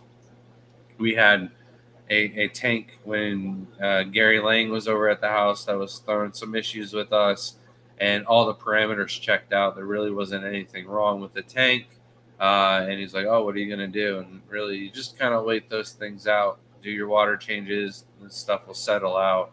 But those tanks are few and far between. Out of the 400 tanks that we have, that's just one of them that we've had in like the last year and a half that has given us issues. So yeah, unexplainable. If we were having issues like that, I'm sure we would be testing. But because literally those issues are a year and a half apart, we never really test the tanks. We will be testing a lot of tanks here coming up when Shelby does her testing video, but that is for research purposes, not because we care about the No, it's parameters funny of because the it tank. sounds like we don't ever test tanks or anything, but you got to remember we have almost 400 tanks in the house. So I've tested 400 tanks and then tested them again several times. So you kind of know Definitely. what the tests are going to read, so it's like pointless in even testing after a certain point. sometimes I just smell the So- tanks and I can Just sticks a finger in it. Yeah, the ammonia's a little high on that one. Grant, you've been paying this tank again? No. Sorry. We're going to have to delete this live stream after we post it. Nick said, I think legislation forced them to extend flood insurance. Which Makes we don't sense. live in a flood area, so Yeah, but the whole state of Florida usually has to have flood insurance regardless. We still have it on, you have to have it, which, we live on a collapsible hill, which is better. what? It's a collapsible hill. Sinkholes on the hill. Crib It's a said, bad when joke. Sam Scale finishes my new logo, do you want me to send a copy to update the question of the week intro? Yeah, that'd be great. And that's when exciting. he sends it to you, you Mhm. should you should send me the logo before it's finished, and then let me like just pick out one little thing, and then Stop. be like, Grant said this was this would make it look this much better. Jeff said, during part of the remodel, I found a section of copper pipe that hadn't been replaced yet. Because my water is so acidic naturally, most of the inside of pipe was gone, aka in my tanks. Oh no. That's awful. Yeah, I guess because our water is kind of harder here, we Mhm. don't have It that wouldn't. acidic erosion on the copper pipe, so it's not that bad. We did have a tank, a pipe burst a leak underneath Jaden's room about over a year ago. So, yeah, maybe the copper is going somewhere, but it looked like something blew out of the pipe. It wasn't like an eroded pipe. What's up, Luke? How you doing, man? Mimic said, how many tiger species are there? I don't know how many tigers off the top of my head, but I had 1, 2, 3, 4, 5, 6, 7 that are cross breedable. So that doesn't include the Aurora, the Hummel, the no, I said Aurora. I meant the raccoons, not Aurora, and the Stardust, or the Galaxy, or the Leopards. Luke says, I thought you guys got an aquaspin. Am I tripping? No, we did not. Mark has an aquaspin, and we're lucky to use it. Yeah, one of our buddies had one, so that you could use again. But I'm also not convinced that thing is that accurate, because it was a little all over the place on some of the ammonia and pH readings. Yeah, not used it enough. Abstract said, have you ever used kitty litter for substrate with shrimp, natural clay litter? No, but back when we were first keeping shrimp and prowling the shrimp forums, the shrimptank.com, or is it? No, the shrimpspot.com. It's been so long. That was, one of the best articles or forums out there on shrimp literature that you could possibly read.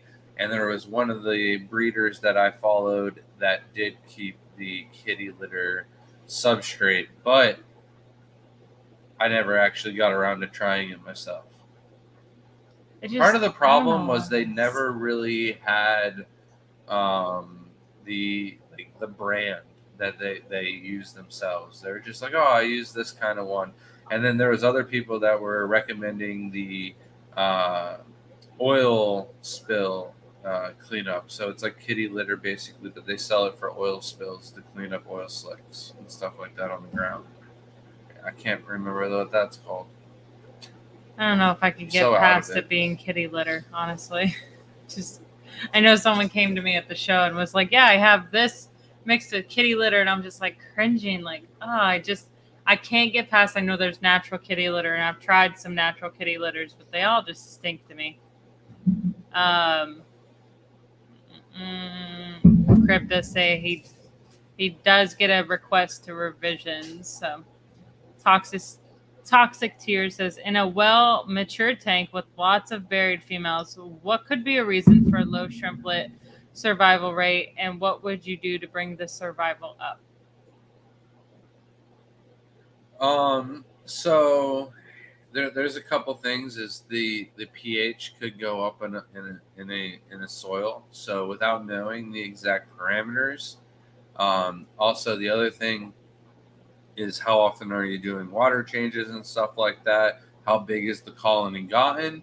I generally feel like the larger the shrimp colony is, the older it gets, the bigger the water changes you should start doing. So if your baby survival rate is going down, and that could be a problem with the pH fluctuating also. So test your pH in the morning and then test your pH at night.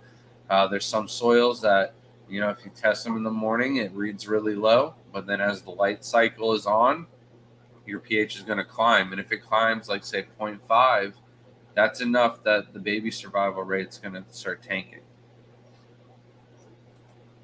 Passing Wind said 30.5 by 13. Anybody know what size tank that is? Wife came home from Goodwill with a tank stand. Holds 2 of those. I'm thinking it's a 29 long. No, not off the top of my head, but if you go on to Google and you just type in the dimensions for a 20-gallon tank, it'll pop it up for you. Mimic Nature says, so does tiger carry any specific meaning, or is it just common name in the hobby? It's pretty much just a common name for the hobby, used for shrimp that have tiger striping. But then also there's certain shrimp now, because of the tiger name, they've been given like certain adaptations and resilience to ranges parameters. So because of that, that's why I think the raccoons are kind of classified as a tiger. Even though they might be a bee shrimp or a paracaridina, they can survive the lower pH range and the higher pH range. So for that, we call them a tiger shrimp. And I didn't name them tigers; somebody else did. So I'm assuming that's why they're listed as tigers. Luke says that they have one at the reef shop, and it always registers at least 0.1 ppm of ammonia, no matter what. It seems fairly consistent, though, other than that. Well, ours definitely were reading 0 ammonia in some of the tanks. It was just weird on some of the tanks. It was reading really high ammonia when like those tanks are well cycled and not a lot of going on. Definitely not overfed. And then the pH was really high when it should have been really low. Carrie, it said, we need a new shrimp room tour.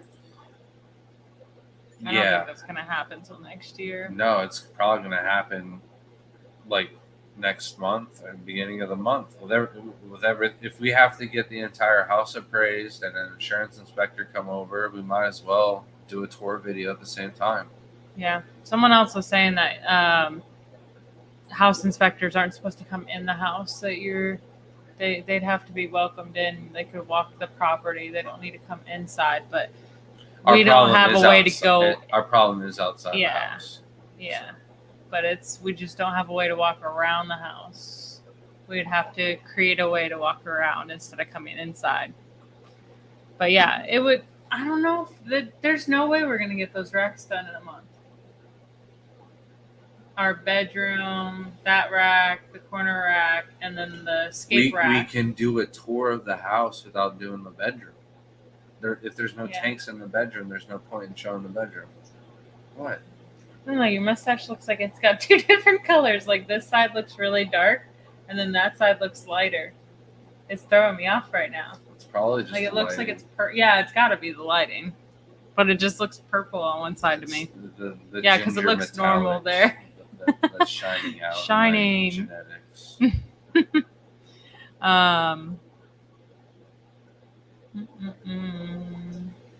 Safety Zorb is the brand I see in Old Planet tank forums. Yeah, that's one that I recognize as well. Weird.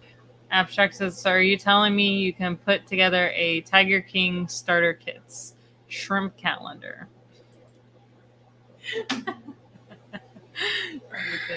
We've had ideas to do stuff like that, but somebody else is doing a calendar, and I think if we did a calendar, we would do one of like all of our animals, and it wouldn't just be shrimp. So we would have our dog on there for one of the months. We'd have the newts on there for one of the months. The turtles on there for one of the months. Shrimp should so be December. Put a little Santa hat on his little beefcake. Thea you gotta have Thea. That's good. I don't think we'll be able to get that to stay on. I got a t-shirt on shrimp one time. I couldn't believe it. I just don't know why I got the instinct. I just grabbed a t-shirt and put it on, and I was just looking at Grant. I'm like, I can't believe he let me put that on. and he was cuddly because of it. It was weird. Yeah, Crip said it's a great idea, Abstract. They should make a calendar with all those beautiful pictures they've been taking. Thank you. I want to take pictures, and they're so good that I'm like, oh, I don't want to share these with you. I want to save them for a calendar. And then you buy the calendar, you're like, oh, I never saw this. That's the calendar I want to put together. Mel. Tour. Yeah, no, it is I definitely know. needed. By the end of the year, we promise we'll get a tour done. All right. Yeah, I guess we'll just leave out the bedroom, and then that one will be for February. We'll have the goals for We can do February. an updated tour, and then in February we can do an entire tour where we do the front and back. Justin said, "Oh, sorry. What is the most successful substrate to use with Neos? I plan on using a base of sand and top it off with a thick layer of fluval stratum. How long would I not have to worry about changing it out?" So if you're worried about changing it out, don't use the fluval. The fluval is going to break down and turn into mud after like a year or so with the Neocaridina water parameters, but it's going to be really good for the plants. You can use any kind of inert substrate. With Neos, if you want success, it honestly is not going to matter, or the substrate is not going to play into effect at all whatsoever. It's going to be how much you're feeding and how much you're doing your water changes, and if you have good enough lights on there. And that's going to be basically it. I mean, yeah, filter is going to matter too, and what kind of water you put in, but the substrate's not going to. It's like if your tank was made out of glass or acrylic, it doesn't matter. Jeff Kane said, if you do a calendar, please include the moon phases. That's actually a brilliant idea, just because like a lot of people breeding their fish, and then they can kind of mark on the calendar and see and keep track of their fish breeding. Maybe and stuff. we can do That's pretty cool. barometric pressures too. Mhm. But it's probably different for every state, so that's not going to work. We can line up with the farmers. Are the moon what phases is it? the same for every state, or does those change depending on your part in the United States? Passing with Shelby should be every month except December, and then December too. Absolutely awful. No one would buy that. I know a bunch of creepy old guys that would buy it, Shelby. What's your favorite planted substrate? I personally like the old ADA. I've not used any of the new ADA, but for planted tanks overall, our Brightwell substrate has never done us wrong. It's gotten For the job planted? done. I would say I enjoy Flugel more than anything for planted. If For I'm going for planted? plants, I don't know why Brightwell's Flugel good, would be but better than Brightwell. They're almost all the same. They're all rolled up volcanic ash. yeah. I just think that the Brightwell is going to outlive and outlast the Fluval. So the Fluval might dump a lot of nutrients at first. It might be better for that, but I don't think it's refined and processed and rolled up as nice as the Brightwell. So overall, longevity, I think the Brightwell. Yeah, you're right.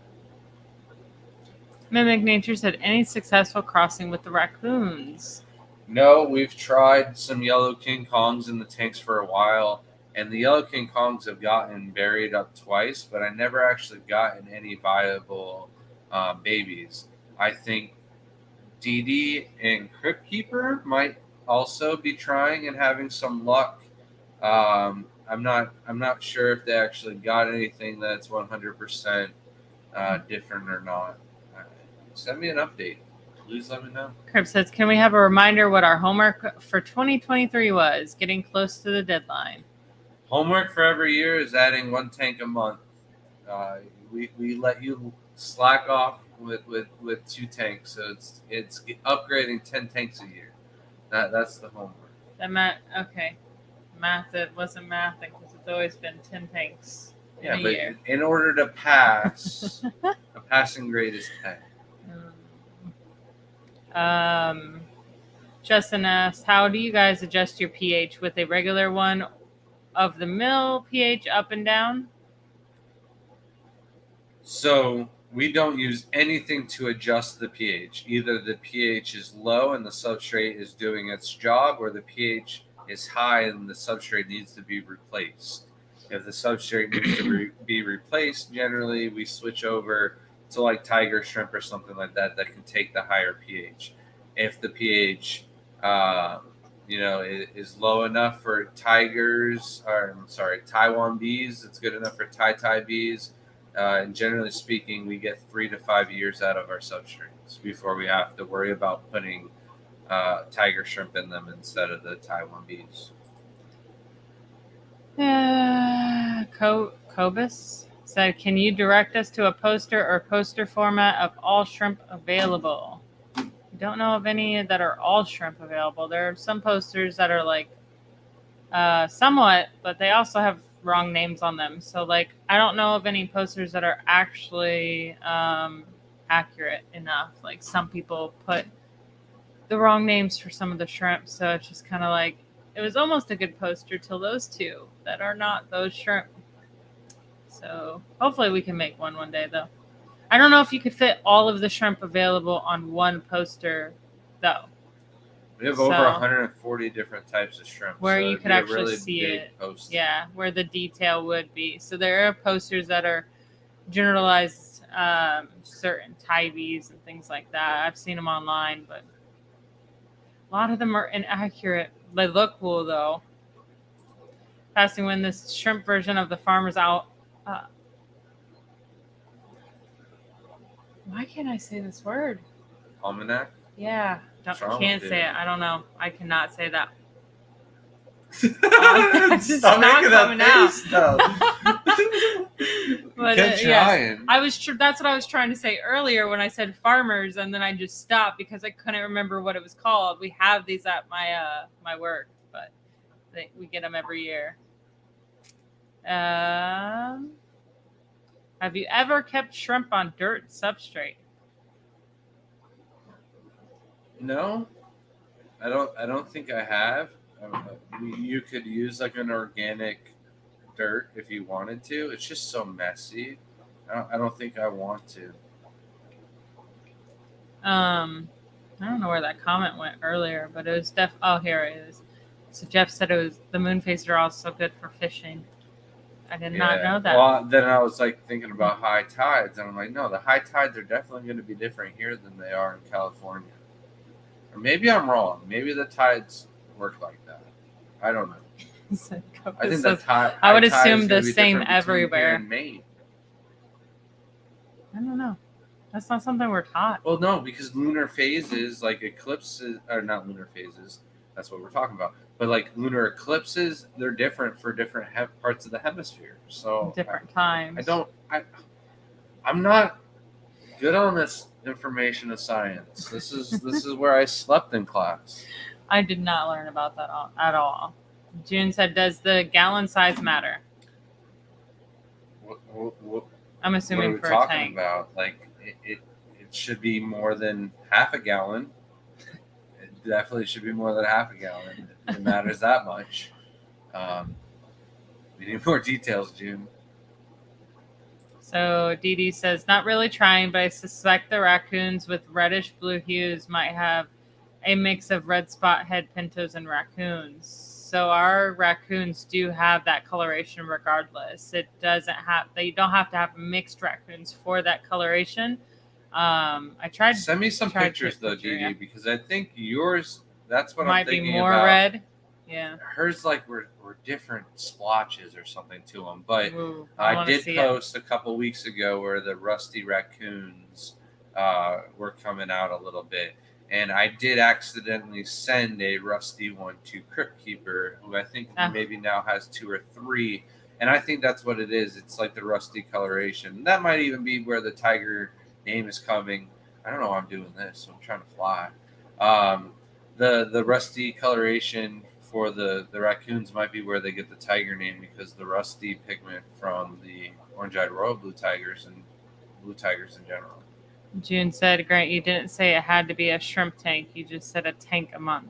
So I think that's the gallons." Oh, yes. No, tank size does not matter. You could actually pick up one of the tanks on our website through PNW, one of the 40-ounce tanks. That counts. And if you really wanted to be like, oh, I threw a little tiny plant or something in the sump, I'm counting that as 2 tanks. I'm not going to argue with that. Luke said, "Aesthetically, the Shrimp King poster is pretty decent. Yeah, really good pictures. Just some of them are wrong." And No, yeah. No, I don't. Yeah.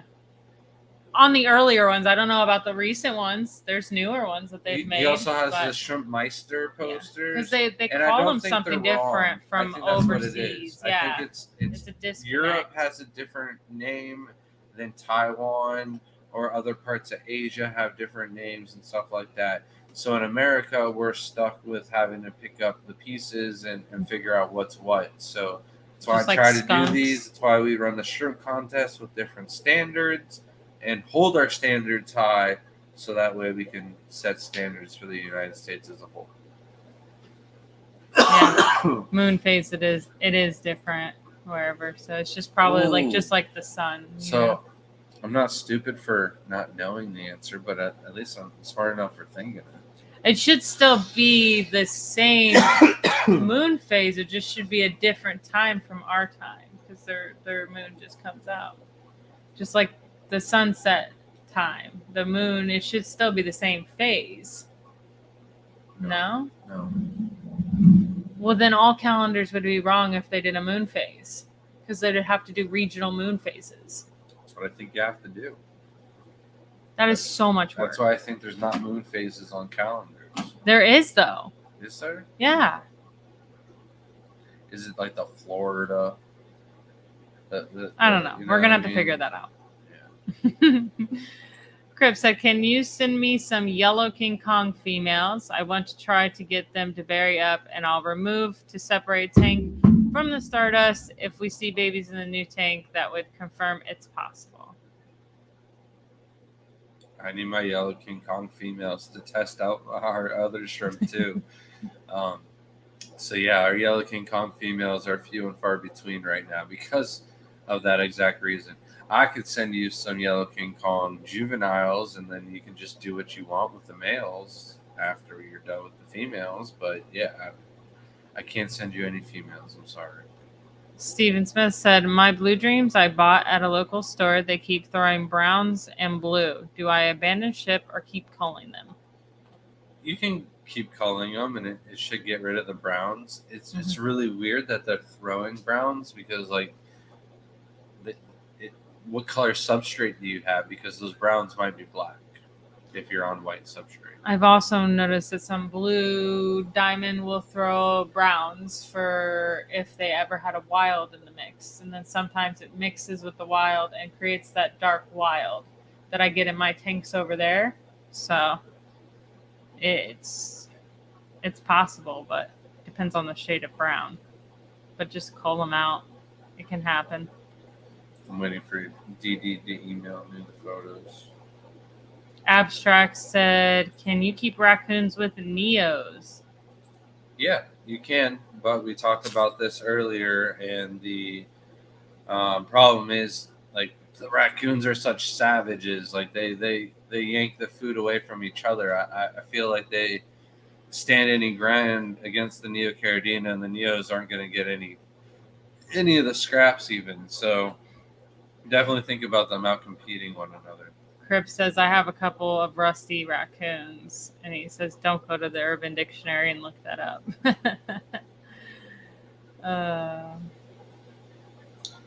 Shrimp King posters don't have the names or what I could find. I think the earlier posters do. I think there might not be putting them on the newer ones then. So the posters that we have in the hallway definitely we don't have them in the hallway anymore.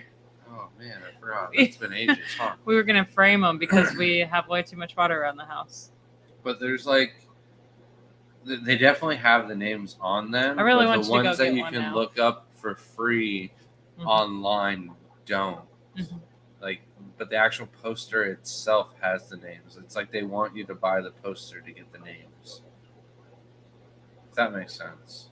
I'm sorry. We need to just make our own posters. It says, everyone sees the same phases of the moon. People north and south of the equator do see the moon current phase from different angles, though, if you travel to the other hemisphere. But wouldn't the angle change the actual phase of the moon? No. I don't know. This is not a conversation we should be having on this. Tone says, You said before when you start up a new tank, you let it season for 30 days, and completing the nitrogen cycle is just a bonus. Can you explain why the cycle doesn't matter? It's because the shrimp are such a low bile load. They're not really pooping and peeing as much as like a fish does. And because they're not that dirty, they don't generally need a high bio mechanical filter or bacterial colony established. They more need the biofilm for the food source to be readily there, so you're not overfeeding and then creating pollution in the water. Biofilm isn't going to pollute the water. It's just going to grow and grow and grow. But if the shrimp are there to graze on it, and what comes out the other end isn't going to be as toxic as what comes out the end after they're eating a bunch of commercial foods. Ray's Fish Room said, "Hi guys, just placed an order. Can you add 20 emerald shrimp and just add the cost to the order?" I can, as long as one of the other people don't message me back as well about having the emerald shrimp. So, as long as nobody else does, then I can add on 20. But I got 15 That's a going lot to of shrimp. Sterling, and then after that, I'm going to be tapped out. So the emeralds will probably be off the website until warmer months, just because they don't grow very fast in the garage when it's colder. They kind of slow down. Alberto says, "Are your shrimp still going to space?" We were talking about like everything Yeah, today, you guys got to honestly. get out of our heads. Like, you guys are watching us in the car on the way to Moe's or something. So Facebook did make their post of the, if you never follow, there is the, man, we got to share that one of these days. I'll share it on like YouTube one of these Every days. time the contest goes, I Like share the actual thing. page. Yeah. Because they have, is that Macrostomas? That was beta fish there. They have a post for the space thing in New Mexico, and it's scheduled for June of next year. So we were just talking about that. Hopefully our team has been picked. They only selectively pick like a certain amount of teams. That's not even the part that worries me. The thing is it was a college team that was doing this experiment, and the person that is in charge of the experiment is graduated. So he's no longer there. So the person that took over his position now has the opportunity to choose what they want to send up.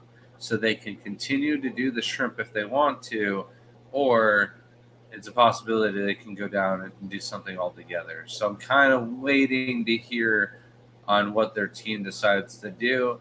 And if they don't, then maybe we'll reach out to another team, or just hit up Elon himself and be like, "Hey, we gotta get these shrimp up there. What are we gonna do?"